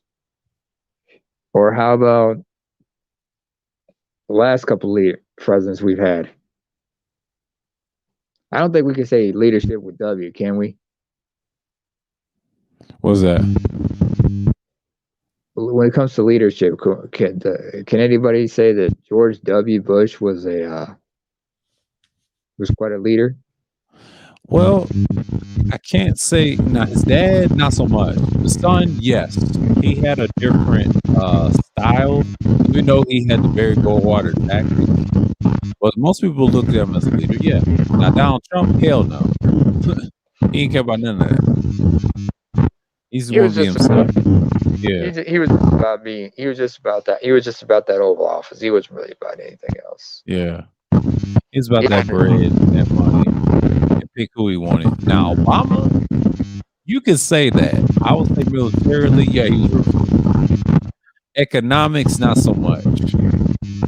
I can tell you that much. But outside of that military shit, oh yeah. I give y'all on that. I'm not a fan of him though. I'm just saying. His leadership got Obama. Yeah. But you got some people believing that. Yeah. Well. Yeah. I'm not going to stoop to conspiracy theories, but leadership was in other countries. Great leadership in other countries. Yeah. You can think of in Central South America, or in the Caribbean right now. Europe. Well, the only one in other countries I'll give you Hugo. He's one. Hugo He actually Chavez. touched it. Yeah, he actually touched the people. I saw him kiss a baby that was filthy, right? Uh-huh. And he didn't give a fuck. He did it on camera and showed that he cared or some shit. A lot of people kind of laughed when he did that. Nah, he just cared about his people. He had a different way of looking at the Just the world. way So, you know. it was genuine, but the way things came about, I mean, how things went, how things turned out is where you got to question certain things. Yeah. I mean, a lot of stuff is questionable. I question certain policies he did, but him touching the people, that's kind of hard. It's just like I can't just support him like the other leaders I've seen that's done way worse than he is. Now he is mild. Now the guy behind him was terrible. Yeah. Yeah. He was trying to destroy Venezuela. He didn't care. Let's give it to the Americans. I was like, don't you want your own country? And they didn't care. That's why I don't take South America seriously. I just can't. They have their own problems. I just can't, you know. Condor. It was Yeah. during the Carter administration. You have something to call it, where CIAs were helping other groups trying to prevent Marxism or communism spreading into the Yeah. continent. I mean, it was bad enough they had Cuba. Oh yeah. Now Fidel Castro. Now he was the leader in communism. I give you that. Good or bad, but some people love Castro, what he did to the mob guys. I said, yeah, true. Mm-hmm. But you know, old mob and Batista, he was decent, but people did not like the mob interfering in their little shit. That money, that's what busted it up. They'll want them, their asses gone. But I didn't blame them. So a country like Cuba, it makes sense, you know. When I think of leadership, especially like on the African continent, I would be thinking, well, everybody think Mandela. Nah, Mandela is just a small part. Yeah. Siddhar Senghor, Senegal, maybe. Yeah. I mean, he did. I can't count Idi Amin from Uganda. I can't really count him. He's a dictator, but his leadership, I would say. Thomas Sankara was an example, I would say, of Burkina Faso. I mean, under his leadership, a country changed its name to reflect the vision he had. Yeah. I mean, Burkina Faso, what does that mean? Burkina comes from the Fulani language. It means land. No, sorry. Yeah. It comes from Fulani, but it means upright man. Faso comes from the Mosi language, the mother tongue of Sankara, who are the ethnic majority. Mm-hmm. And it means Mosi. And then I think from a third language is what you call the citizens of Burkina Faso. They call Burkinabe. Since it's the land of the upright people, Burkina Faso, these people are upright people, or Burkinabe. So that was unique. But unfortunately, he was betrayed by his best friend, fellow soldier Blaise Compaoré, who was in power until like a big uprising in 2015 that saw him being forced into exile. Now they have a civilian government, and of course now they have trials on the perpetrators responsible for Sankara's death. Yeah. I mean, who else is? What can I think of? Those are great leaders, or someone who actually showed leadership. Well, I can't say about what's going on in Ethiopia. I mean, especially with that shit's going on. I can't think of other African countries, or maybe I can. Botswana. The leadership, their leaders. Yeah. Speaking of Ethiopian leaders, I know people don't want to deal with the Haile Selassie guy, but you know, no, a little bit. Yeah, that's about it. The emperor, the last emperor of Ethiopia, Haile Selassie the first. And Haile Selassie means power of the Trinity. Haile comes from the word Haile, which means power. Selassie means Trinity. Well, it's a masculine form of Trinity because it comes from the word Selas, which in ancient Giz or in Amharic means the number 3. Mm-hmm. So he was 5'3", 5'3", 5'2", little guy. Damn. Yeah, he was a little guy. But depending on which ethnicity you ask, because some of them may hail him as a great leader, others revile him. Yeah. See, I, I'm trying to be fair. Like, yeah, some people say he's great. Some people say it's weird though, and I think certain Jamaicans like hold him high. And then you got some say, "Oh, if this," like, hey, yeah, I ain't gonna get in that argument. Almost got in a debate years ago about that, but but I left it alone. I said, you know what? I don't know much about him.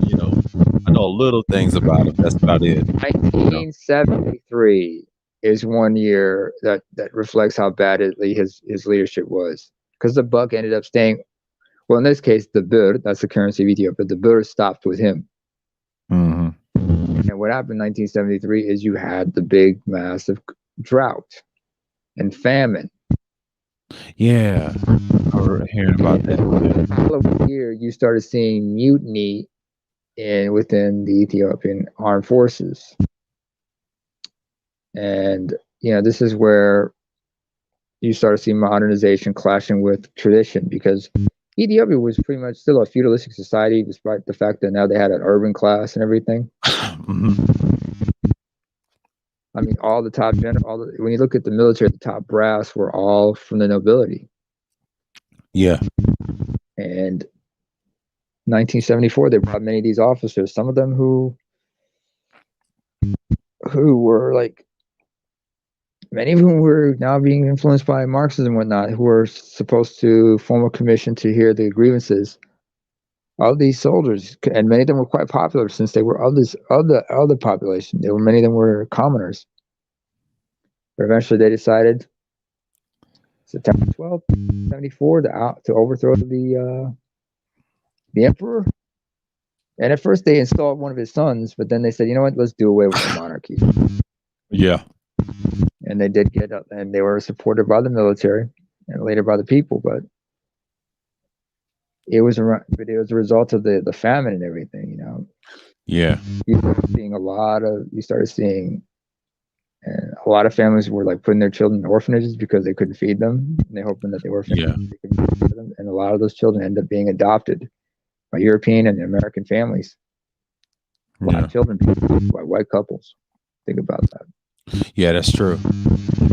I remember reading it about that, what you was just saying. Yeah, a lot of them were adopted by European culture. I would say some Americans adopt them too. I don't know if that's true or not. I don't know what state specifically, but I can say this. There was a lot of that going on. So I'm just gonna say it like that. Hell, there were some Eritreans who were adopted as well.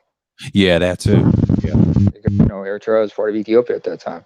Hell, we were still independence war was going on at that time. But yeah, oh yeah. But I think it was some of y'all came to the States too later on. But my first time meeting y'all was I would say 07. That was about it. Yeah. Oh, by then you had like 2-3 generations deep.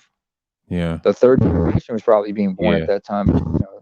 Now, I've met some Southern Sudanese when I was younger. They lived in San Francisco. I think I told you about the guys I grew up with.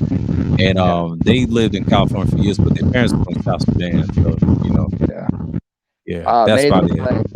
Many of them probably fled the civil war that was going on in Sudan. Yeah, that too. In Sudan at the time. Yeah. I think he mentioned that. One of their parents mentioned that to me. I said, yeah. We talked about that in school. Because when most people think of the South Sudanese refugees, they think of the Lost Boys. Yeah. But it's more to that Lost Boys story, the way they tell it in the library. I said, oh shit. When I was really reading, and then I said, damn. The political part, not the killing part. You ever heard of a guy named Luol Deng? Yeah. British national, because his family, they fled South Sudan, ended up in the UK. Yeah. He became naturalized British citizen, but he plays in the NBA. Yeah, Luol Deng. I remember with the Bulls. Manute Bol also is another example. 7'7". Yeah, he's a crazy. He got a son play for the Nuggets. You know that, right? His son, how tall is his son? Almost around the same. Well, he's 7'2", I believe. I don't think he's taller than that. 7'4". He's got his dad's physique, but he's a better built than his father was. His father was something else. His He can father was shoot threes. gangly. Yeah, He slingshotted those threes. Remember that one game yeah, against the Suns? He was yeah, slingshotting threes, and they're like, "How the hell is he doing that?" It's yeah, like, keep doing it, keep doing it, Manu. yeah, Got a lot of respect in that game. yeah. But you know, it's like a lot of guys. I think his son was born in the States. His family, you know, he had his wife and everyone was born in the Yeah, States. he's born in the States, but his son plays for the Nuggets. Call him Bol. You know, that's his boy. Well, because you know, well, the region we're from, we don't actually have last names. Yeah, Most people don't have last names. Your full name is your name, your father's name, your grandfather's name. yeah, So you know, so I kind of inherited that from my dad, you know, because you know, my dad worked with Americans. They always thought my grandfather's name was his last name, so they referred us all by that. And I yeah, grew up that way, so but until like I got home and then they explained to me what it was, I said, "Oh, okay, that makes sense." yeah. That's kind of But you know, it's so funny. Like when I talk to Africans, they actually talk about their culture, good or bad. They just don't worry about the conflict, but they have a good spirit about it. They said, "I'd rather be here than over there." But you know, I always ask them, and they said, "No, I'm good over here." You know, but then you got some people said, "I wish I would go back and rebuild it like fasting." I don't see how fasting can do it, man. I don't see how you do it. As a Congolan, I don't see how you can do it. He said he's just so free spirit, talks about the Bible. It's just I don't see how you can do it. I don't see how you can do it, man.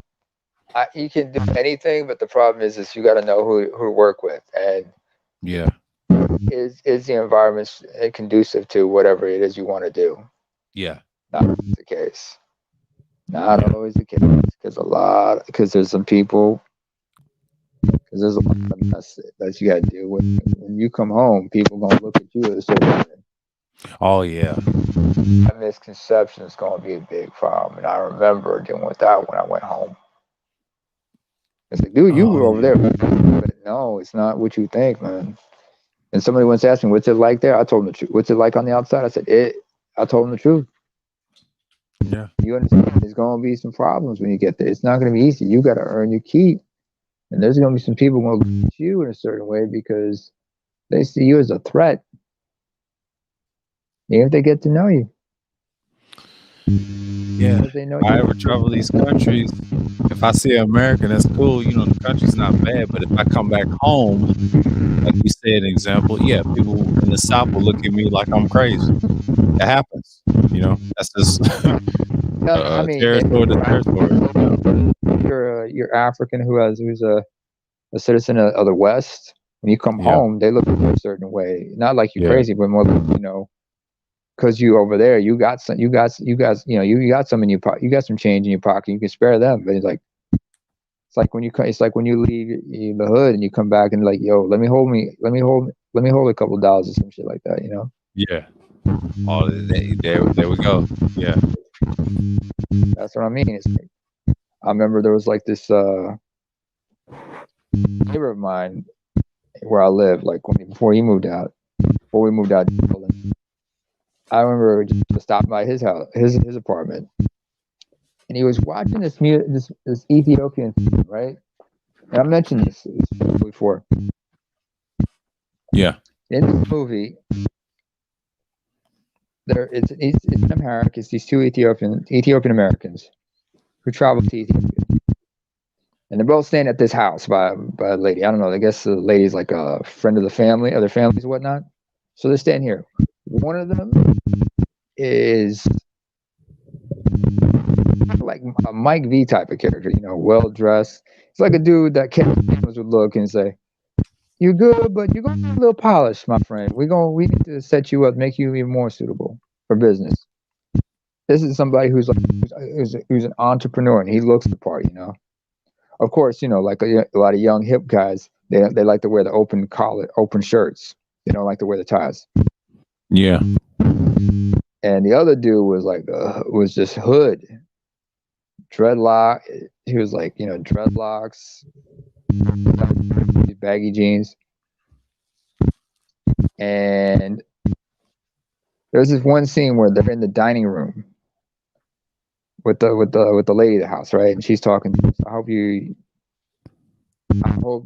I'm hoping that eventually that I'm gonna see you get married, and you're gonna bring your children. You're gonna find an nice Ethiopian girl here. You take her back home. You can start a family over the States. And the entrepreneur guy said like, and she's just talking to the entrepreneur dude. She's ignoring the hood cat because ratchet's ratchet. Yeah. And they're all eating, and lady house isn't eating, but they're gonna eating. But the entrepreneur is telling her, actually, I'm thinking about staying here. I said, what? Well, yeah, I mean, there's a lot of business. Unlike in the States, here, there's some business opportunities I can think of because I'm thinking I want to invest in here, upgrade, and help my people. And all the while he's having this conversation, and he's thinking about leadership because while he's down there, there's scenes of him meeting some people at certain drinking spots, talking business of some shit. Like, I'm sure DeAndre knows what I'm talking about. Yeah, he does. Talking some shit, right? But in this particular scene, we're in the dining room when they're eating, and I'm sure that was some good grub. That was some good grub because we eat the same stuff. But while that's going on, the hood dude, he was like noticing out of the kitchen,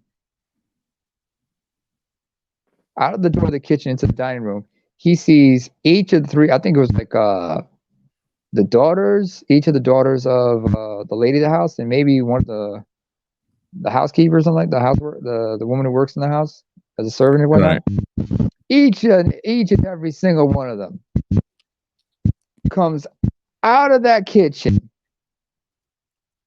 dressed in her best, hair done, with a bowl of certain something, and she presents it to them. It's like, is there anything else you'll need?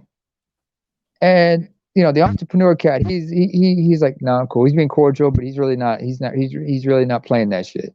He knows what they're about, and he's not playing that shit. And the hood dude is like, well, actually, I like some stuff, And she's just, and each time they just ignore him, they just walk out, doing their best slow walk, trying to show that they're attractive and they got good homing skills because they're trying to secure a man. But the entrepreneur is not playing. Because if you look at him, he was a tall, dark, but well-dressed dude. Just well-built young guy. Yeah. Good on the slender. The hood dude was like short and stocky. Yeah. And the hood dude was just oogling them. But they were ignoring him. Just like the lady house was ignoring him every time he tried to chime into the conversation. Right. It's because they were trying to secure themselves a man, but he was also trying to hook up with this one chick. But the hood dude also met up with this one chick who's like a local ratchet and shit. But that's another story for another time. But it was funny as hell. But I understand the whole thing about hypergamy in that one. But yeah, but when we talk about leadership, that dude was an entrepreneur. He wanted to be a leader of men as well, a captain of industry in Ethiopia. Yeah, this is a time when the States, you guys are still recovering, still going through that economic crisis, still reeling from the fallout of 2008. Yeah, and Ethiopia at the time was booming. A lot of business is going on. Captain of industry. That opened my eyes actually to Ethiopian how it was expanding, but I watched a little bit. Not much, but I watched a little bit. Okay. Sorry? He was talking about anime, but I said, yeah, a little bit. I don't watch it like I used to. Tampa Supreme.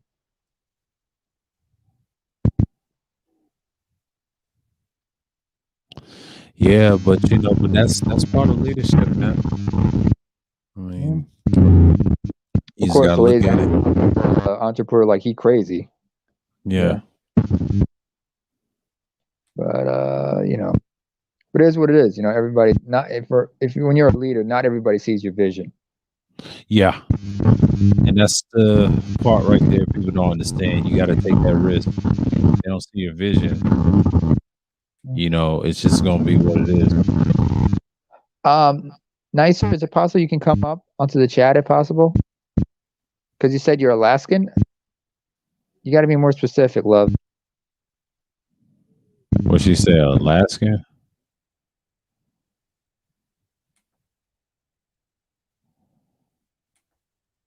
Some Native American tribes that were like. Yes, I think her people's from there. But I know she lives in the Midwest. So. Minnesota. Yeah. But I don't know what reason, but she said that one time. I was like, oh, okay, cool.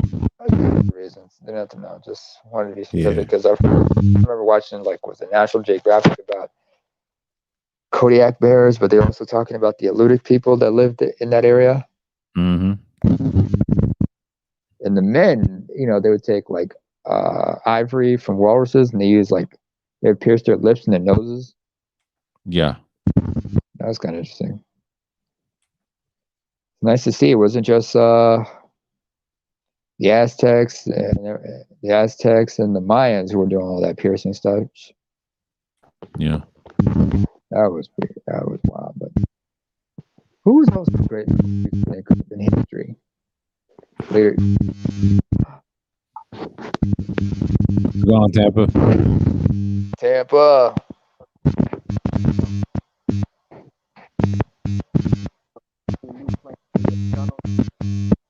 Dude, you're a little low. Can you up the mic, the volume of your mic?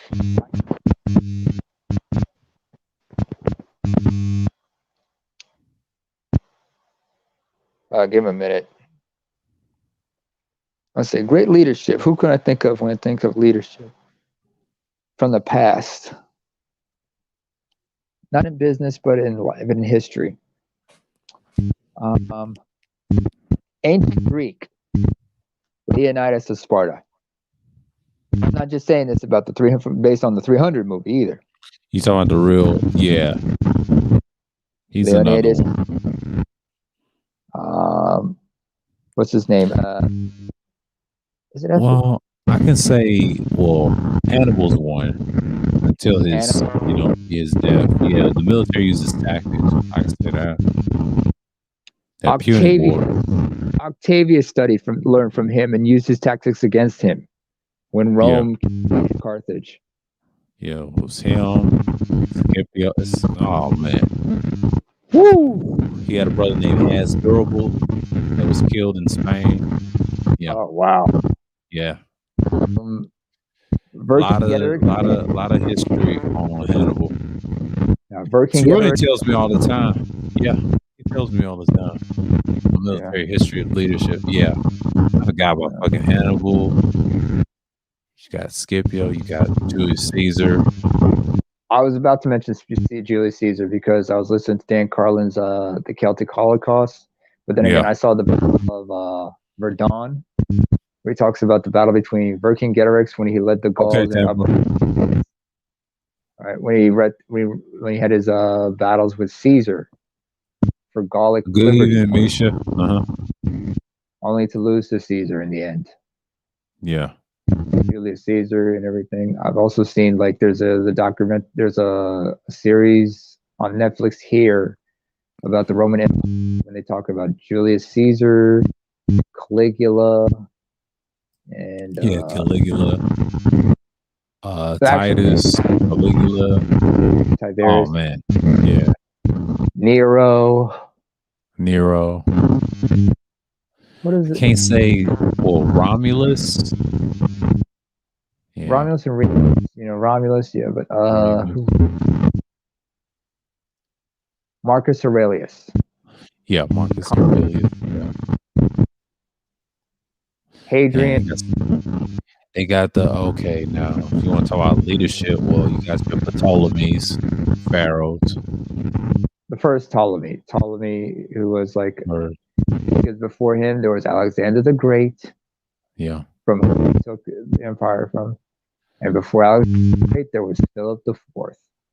Philip of Macedonia. About the Middle Kingdom, if you want to talk about Egyptian history, you talk about Akhenaten, or some people who pronounce Akhenaten. It's another one. Amen. Hotep IV, I believe. That's his real name. How about Yeah. Ramesses II and Ramesses III? Ramses III. Yeah, that's a good one.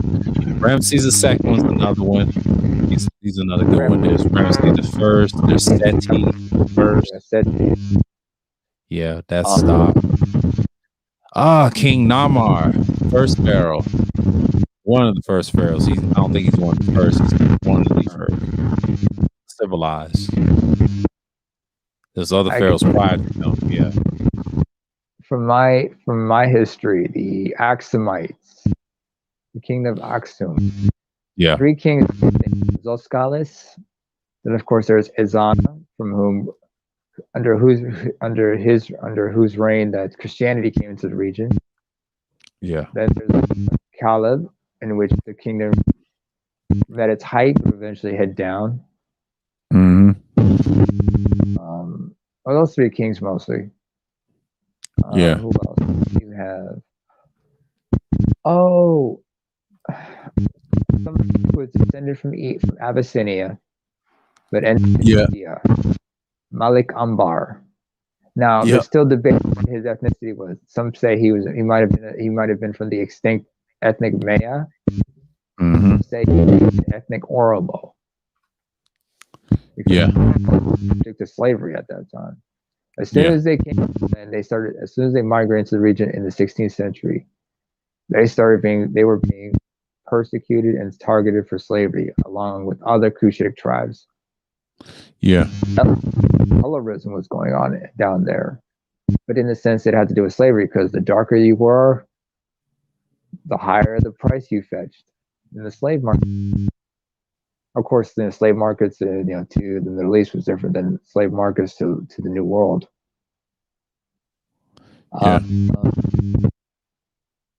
Who else is a great leader? I can think of leaders like when it comes to martial arts. The martial arts. Capoeira. There's the great masters like. I just mentioned that, Carly. Yeah. What's she talking about? She was talking about Hannibal. I just mentioned that. Oh, Hannibal.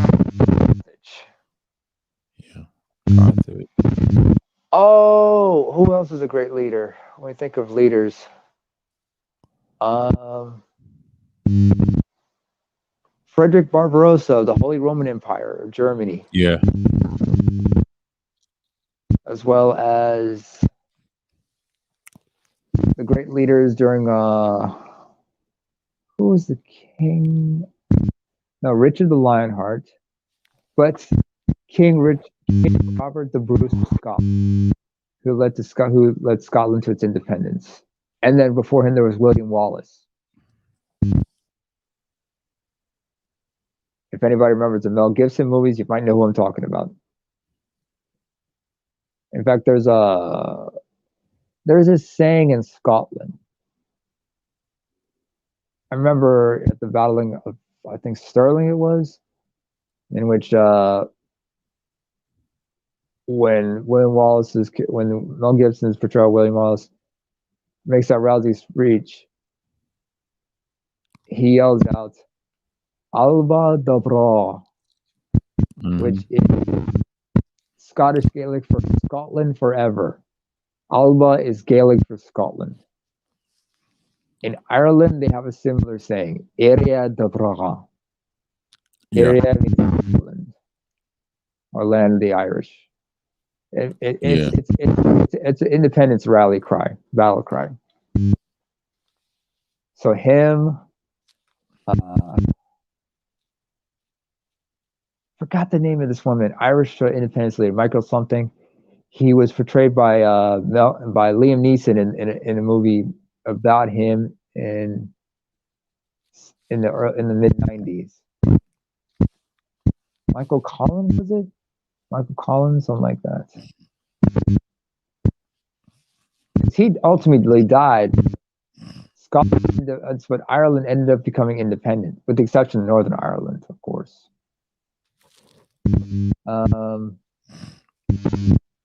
Cyrus the Great of ancient Persia. Yeah. There's Darius, Xerxes. There's Cyrus. Yeah. Cyrus, and there's Darius, and then Darius married There's yeah. the name. Forgot her. Oh, forgot the daughter of Cyrus. Oh, I know you're talking about. And from her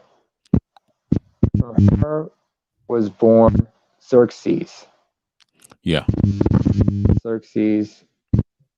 Go on, but say Xerxes was like exactly what as he was portrayed in the movie 300, but some say no, he wasn't. He was a lot more different. He was a lot better than you think. What was going on in Greece is one aspect of the Roman of the Persian Empire. They showed the obvious, but he was not that bad until he conquered that later on. They showing when he was at the height. But yeah, he was something else. Yeah, as a leader, people followed him and everything. Yeah, Persia was something else too. I didn't know it was like that. Yeah, the Khmer Empire of Cambodia, the Mongols, yeah. Genghis Khan. Yeah, Genghis Khan. It's pronounced Kublai Khan. Kublai Khan, yeah. Kublai Khan was his grandson. Although he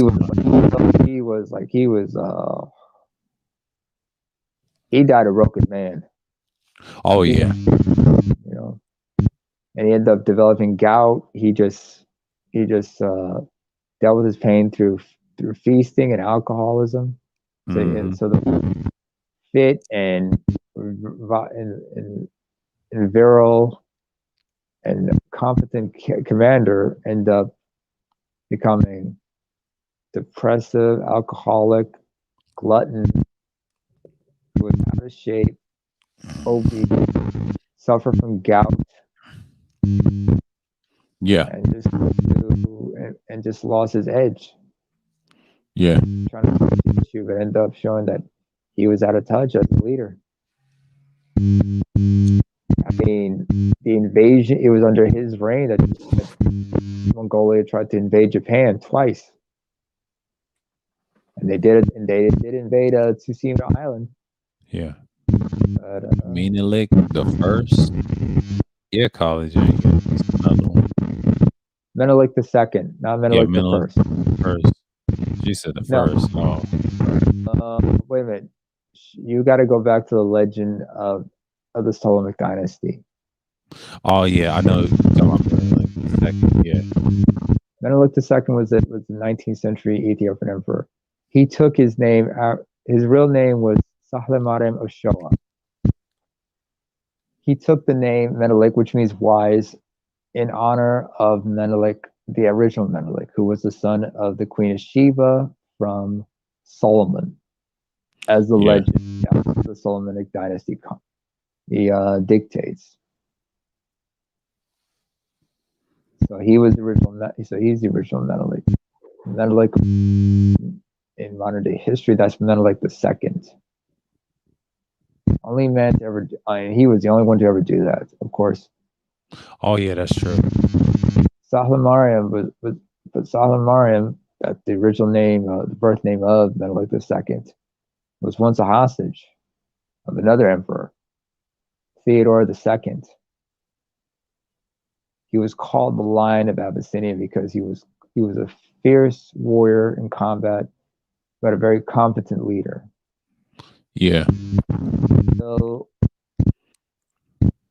Until like he lost a companion and the death of his wife, and he became more cruel, more depressive, and just dark aspects of his character come out in that time.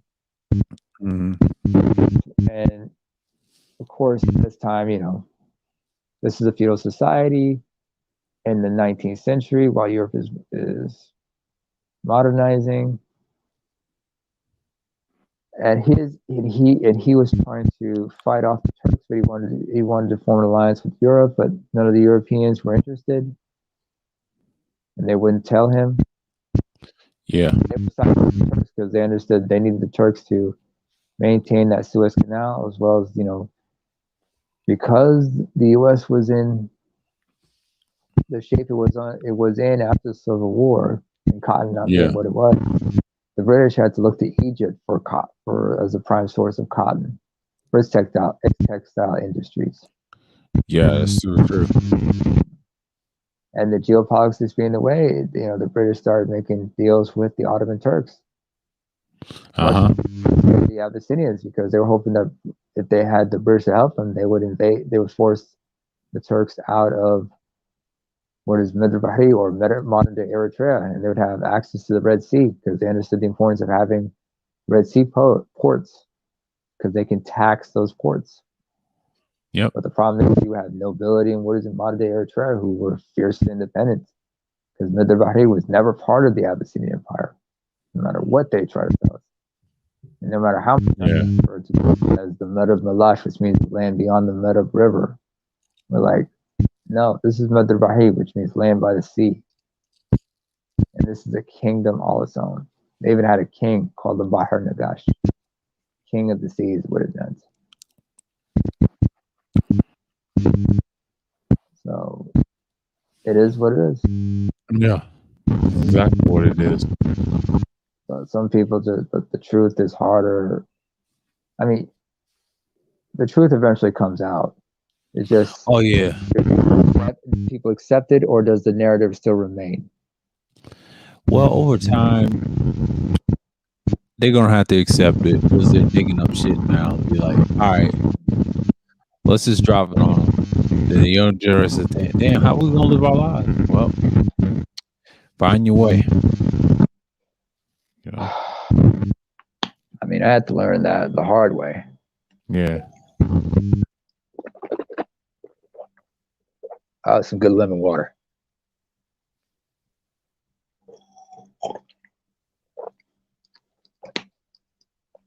Although I realized I developed a new vice. Yeah. Subject here. Cookies. But not just any cookies. First of all, I suffer from, so I got to find like gluten-free stuff, right? Yeah. This Australian company called Orgran, Orgran, specializes in such. Okay.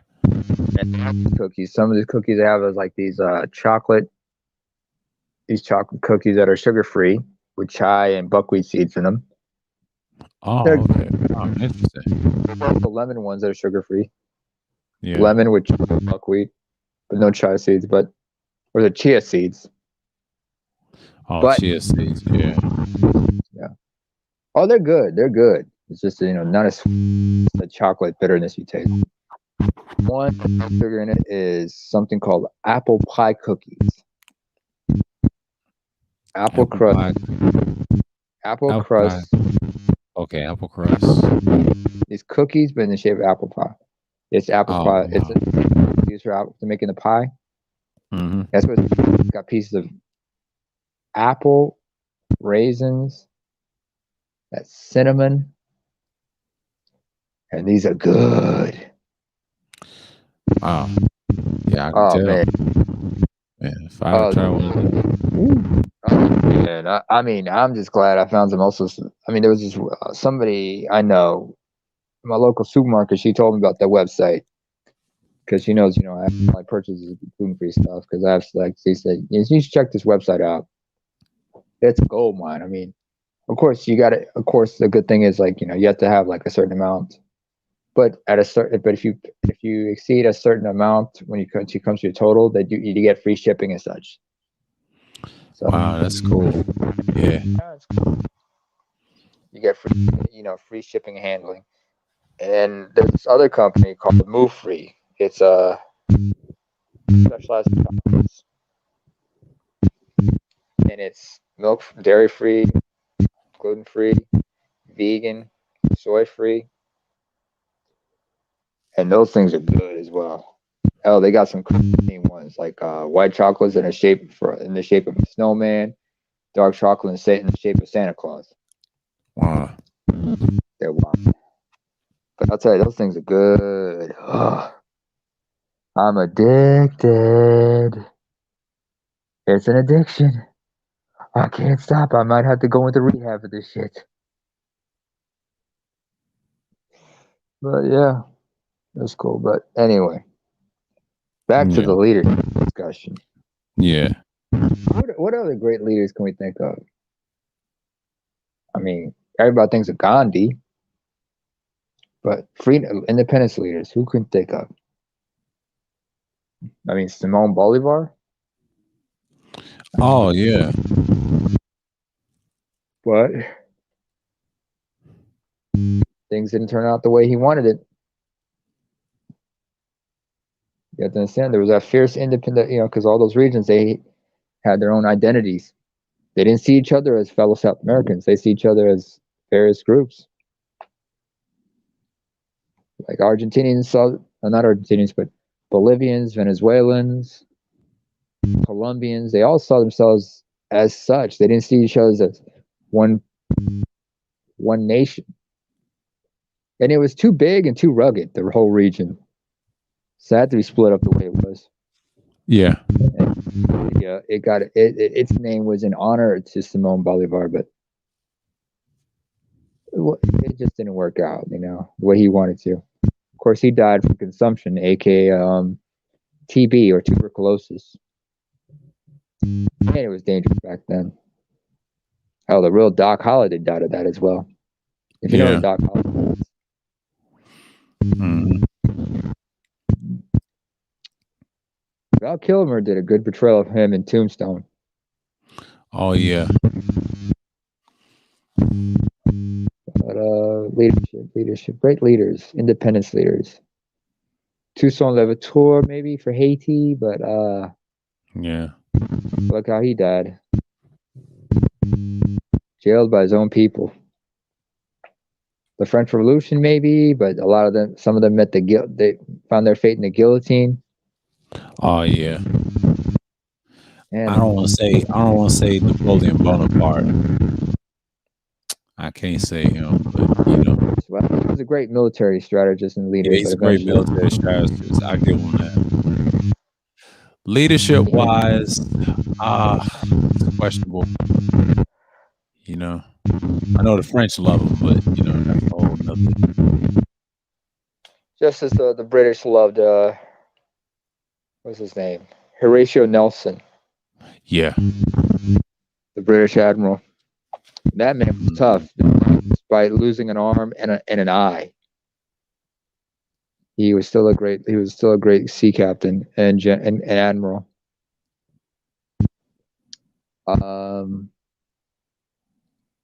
Oliver Perry for the U.S. in the War of 1812 during their sea battles in the Great Lakes with the Canadians and the British, maybe. James Monroe, because it was during his administration that the British invaded Washington and burnt down the original White House. Yeah. Now that's one building that can symbolize whitewashing right there. They painted the White House white, cover all the stains and everything. I'm like, Yeah. I'm just shocked that Obama didn't paint the White House black, but he did paint it rainbow when they passed that, free Yeah, that was expected. Yeah, that was expected. I'm not really surprised. But at one time they had privileges. Once you give them that rights, it's over for them. Ain't nobody respect you. They gonna respect you a little bit. Yeah, but glad is yeah. The lobbying groups they have, they're still powerful. Yeah, they got some power in legislation, but still, it ain't gonna last as long as the white woman wants to. But shout out to the ruling. There is a hypocrisy. She don't say nothing to the other side of our ilk that participate in that. Not against. She'll criticize their own, right? But when it comes to us, no pushback. And he has a point. Yeah, he has a point. Yeah. Holly Jane, it's Menelik II. Menelik I is a legendary figure. Back to the days of the Sabian kingdom. He has nothing to do with Abyssinian. It's only through him that it's through his birth that you have the Solomonic dynasty. In fact, it was in the 12th or 13th century, an Amhar nobleman named Yakuna Amlak claimed to be descended from him and established what would now be the Solomonic dynasty and the Abyssinian Empire. Just mentioning that. Yeah.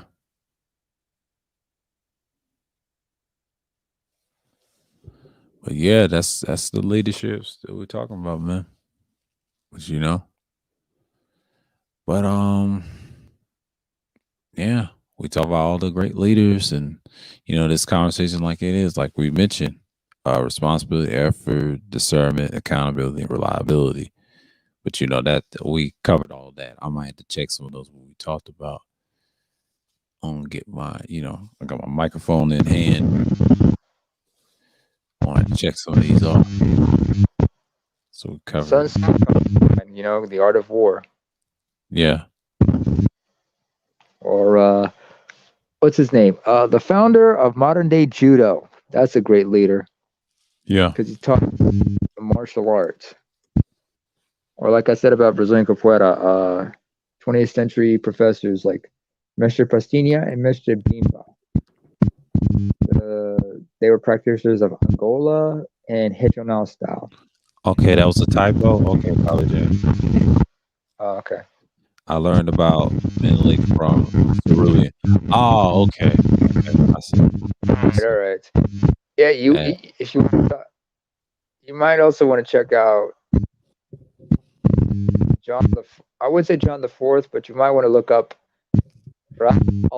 Tigray, because somebody, my people will revile because I'm an ethnic Tigrayan, but he was quite despite being of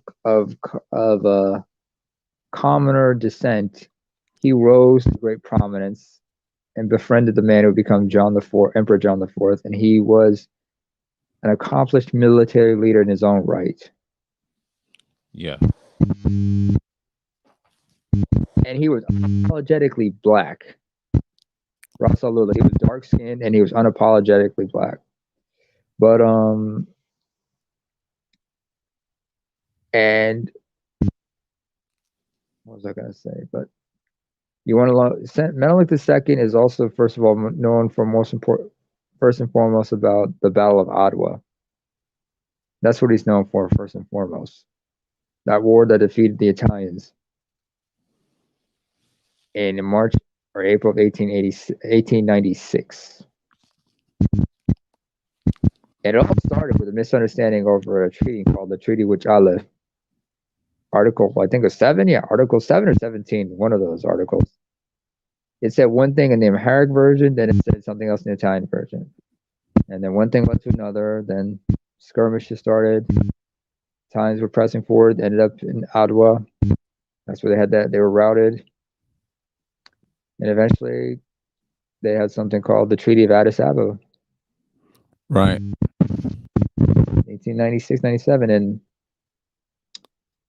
from it, Abyssinia was able to secure its sovereignty, but at the cost of having to recognize Midr Bahri, what they call Midr Arab Malash, now known as the Italian colony of Eritrea, as an Italian colony.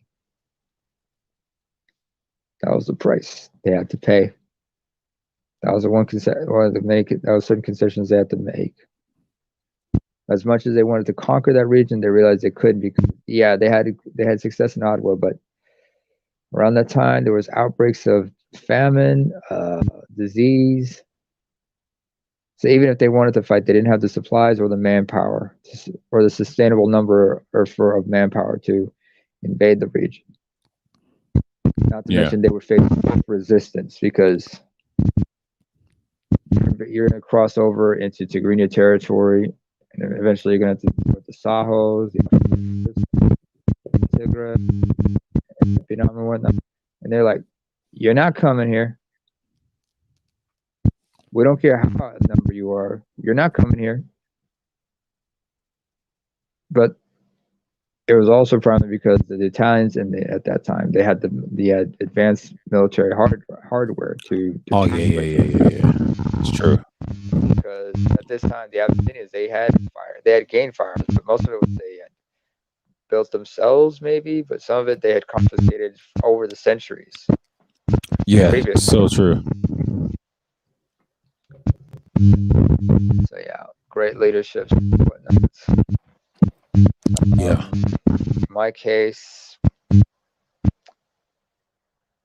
a gentleman named Atul Memher Wallah Mariam, the founder of independence.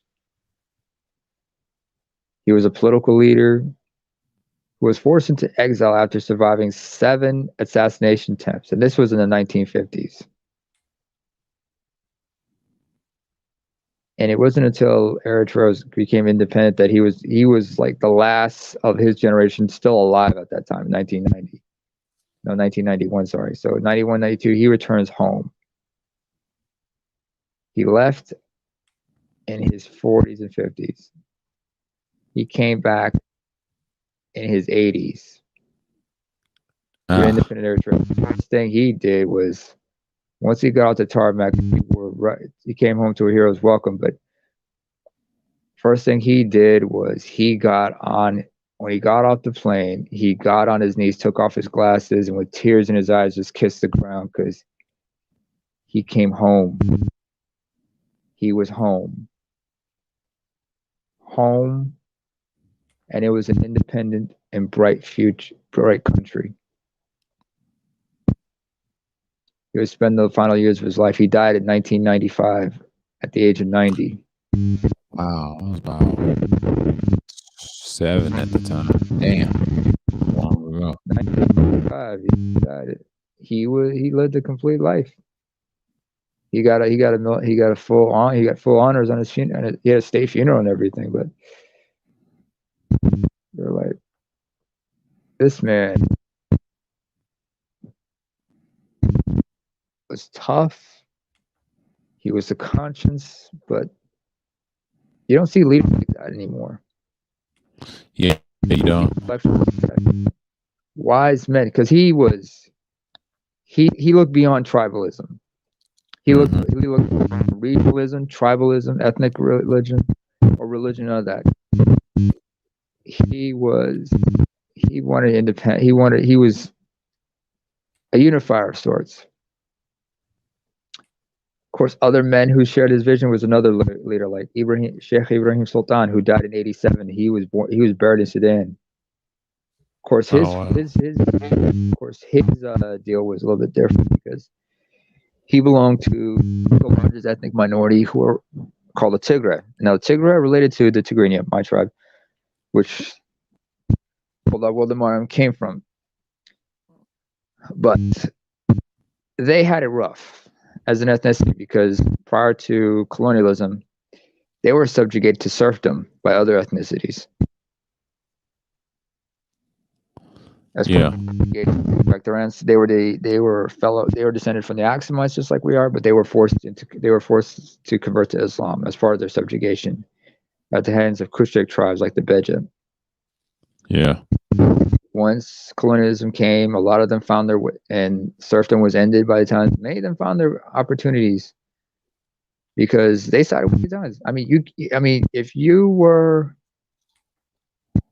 a subjugated people prior to colonialism, and now these colonial masters are giving you positions of power, what does that tell you?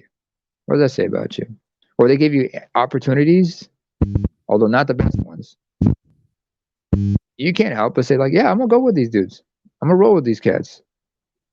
I mean, at least I'm not being subjugated. You know what I'm saying? Yeah. But he understood that, like, yeah, even though they're gone now and we want independence, I understand that my people, and other minorities, we have to come together. Especially the Muslim half of the population. They have to come together. But yeah. Great leaders. What other great leaders can I think of? I mean, there was Gandhi and other guys, like Nehru in India, but of course, there's the partition that happened with Pakistan.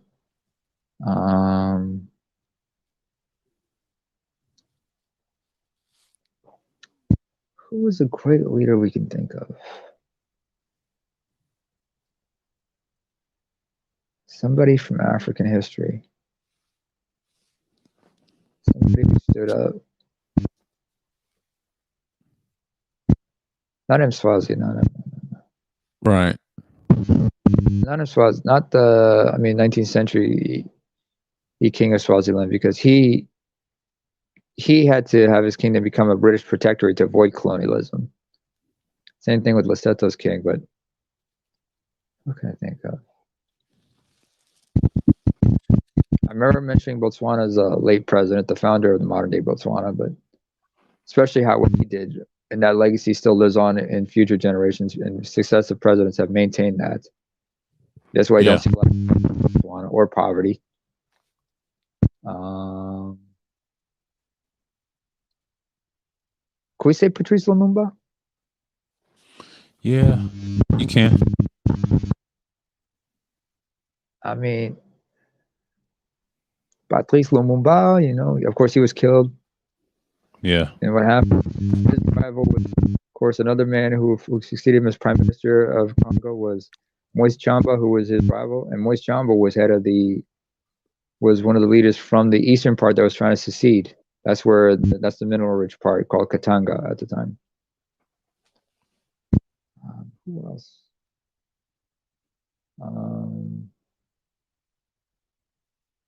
I don't know. I can't think of a lot of names because some of these guys, they tarnish their legacies once they started to become lifelong presidents and stayed in power till life. And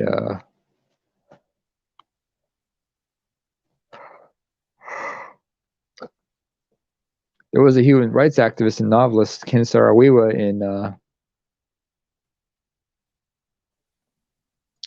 in Nigeria, who was killed, who was sentenced to death by the military junta. Yeah. There was another leader I remember who was elected president, but then he was overthrown by a coup. The same junta that executed Ken Saro-Wiwa. Fela Kuti might be considered. No, I don't think so. When it comes to leadership, but who else can we think of great leadership? Because a lot of leaders don't have that accountability, like you said, or set good examples, or have the vision. Yeah. It was like Lord Atkinson. Atkinson said it. Atkinson, or whatever his name is. I forgot his name. 19th century gentleman. He said, "Absolute power corrupts absolutely, and great men often aren't always necessarily good men." So that's where we got to look everything with you got to take a huge grain of salt, a big cube of salt to be exact. When you talk about, and I mean like one of those big salt lick ones like they have for cows, that type of salt. You got to take one of those when you look at every great leader, because none of them, as great as they were not without their shortcomings, especially their cruelty. I don't know, man. It's just been you and me. Yeah. Well, it's Friday night. Anybody get paid? Yeah, it's Thursday over here for me because it's about to be Friday morning. Oh, right. It's Friday morning over here. Yeah. And I got early because I know supermarkets are going to be working a half day. I got to get some grocery shopping in soon. Yeah. Stores open.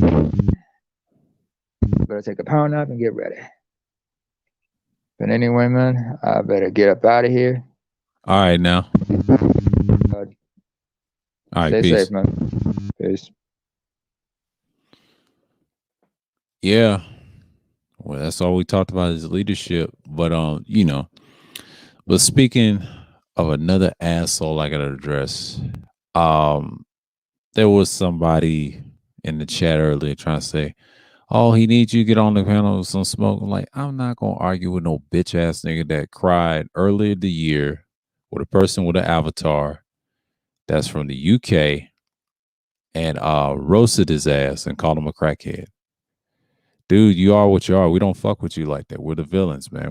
From the villain sector. If you want a little action, you're wasting your time. But to now, I ain't got time to fuck with a negative 4 syllable bitch ass nigga that he is. His name ain't shit, so fuck him. He came at me sideways over at DeAndre, so it is what it is.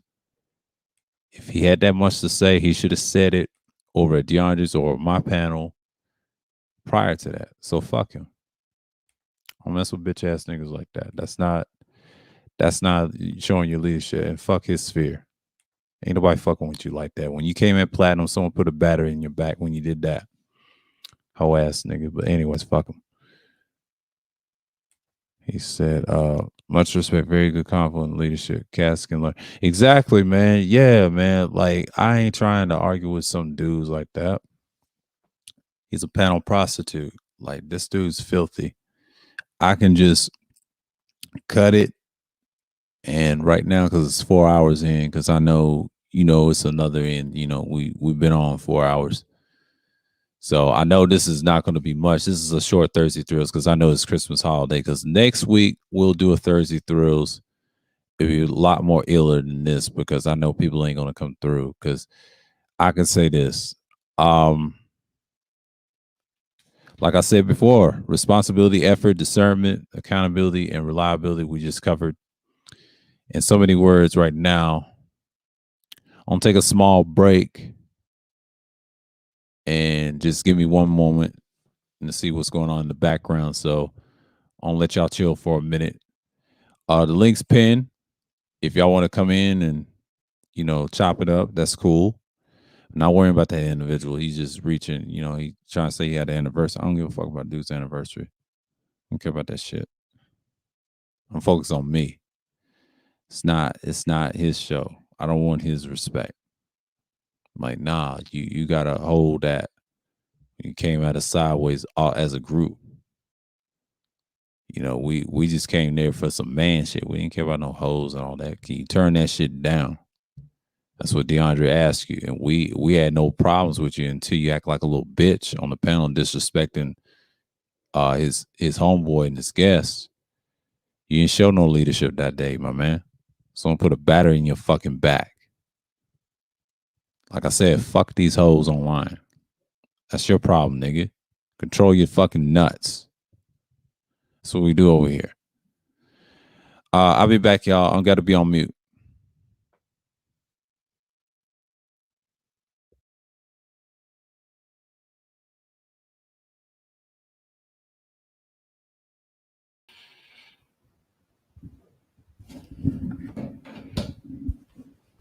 What's good, Sir O?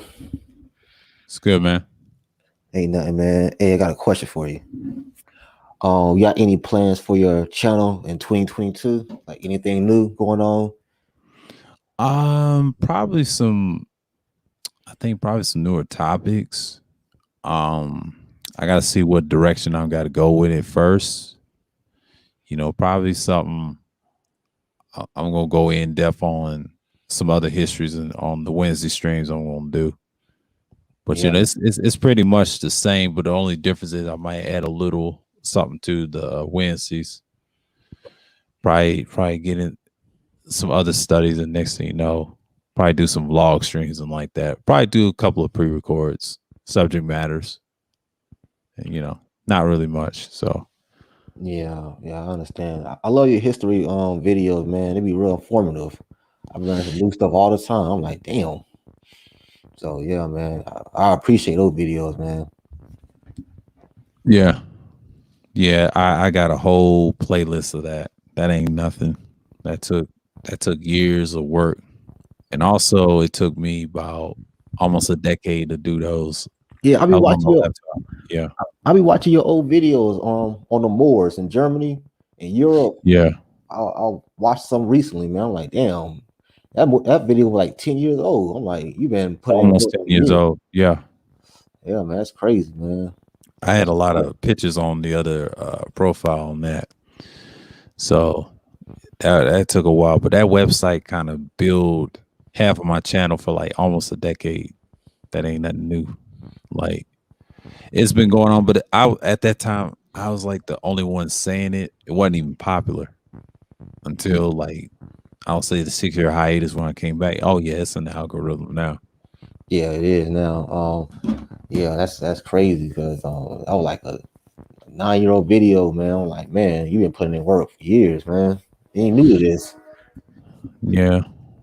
I've been doing this for like a while. It's I've been consistent from that year for like 3 years straight. Then after that, when I left it, views went up. It's So not that hard.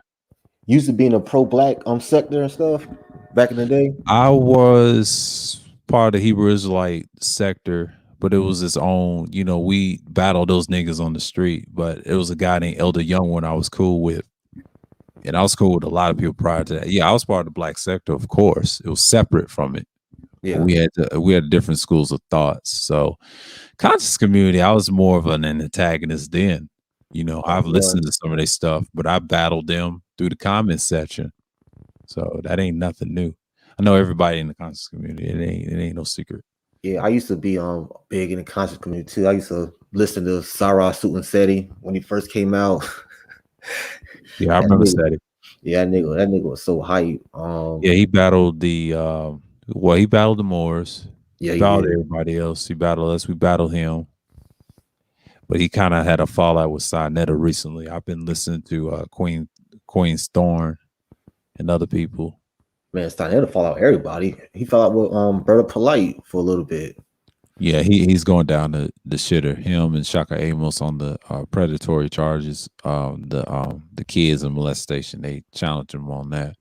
They co-signed with Polite on some things, but what's hurting them? Everybody's exposing them. Even the woman, what's her name? Get the name. Information brought up. She's cool with. She did an interview with her. So yeah. What you think about Zaza Ali content? She is who she is. I don't mess with it. Yeah, but I've seen her stuff. Don't get me wrong.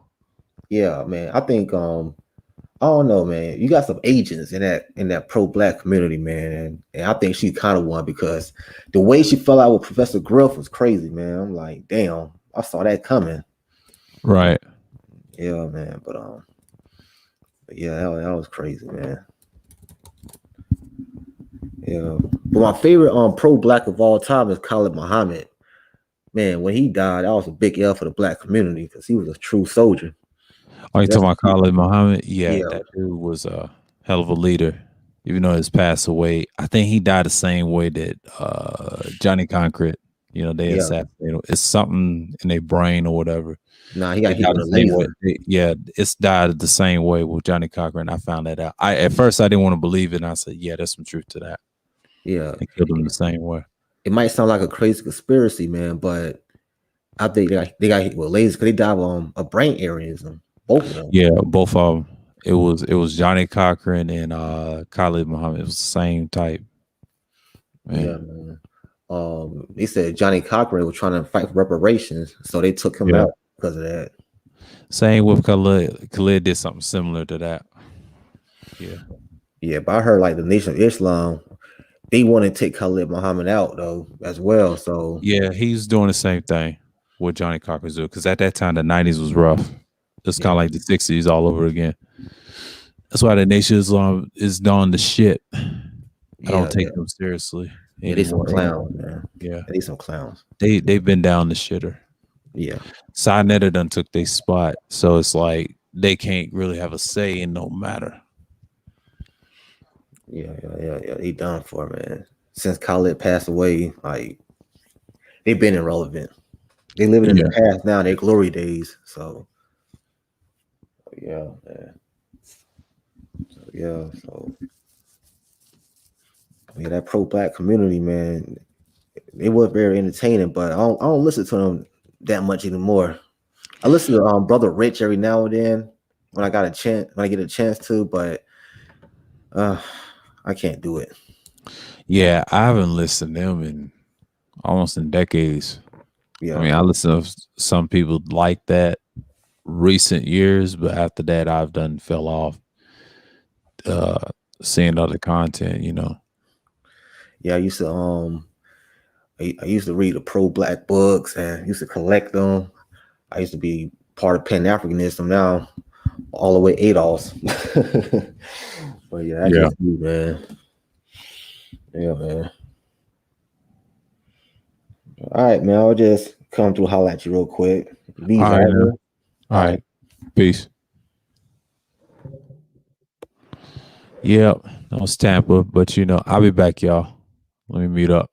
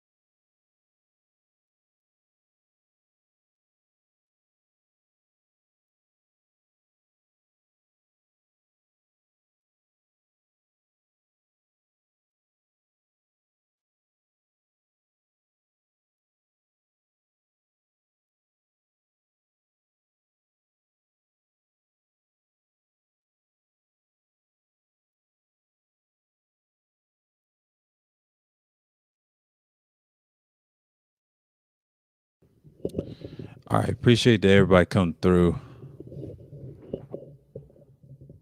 I'm just going like he said I'm going. All right. Yeah, so with that, appreciate that everybody come through because I know this is a short notice because I know people celebrate the holidays and that's the whole thing. Appreciate from Tampa, Supreme come through and what you call it? Wolf. Yeah, just like I said, leadership, man. Effort and responsibility. So, like I said, accountability and reliability and discernment. That's all I want to say tonight. And I appreciate the people that came through. And I know it's like a little holiday thing because I know people is busy and things like that. So with that, I want to say peace.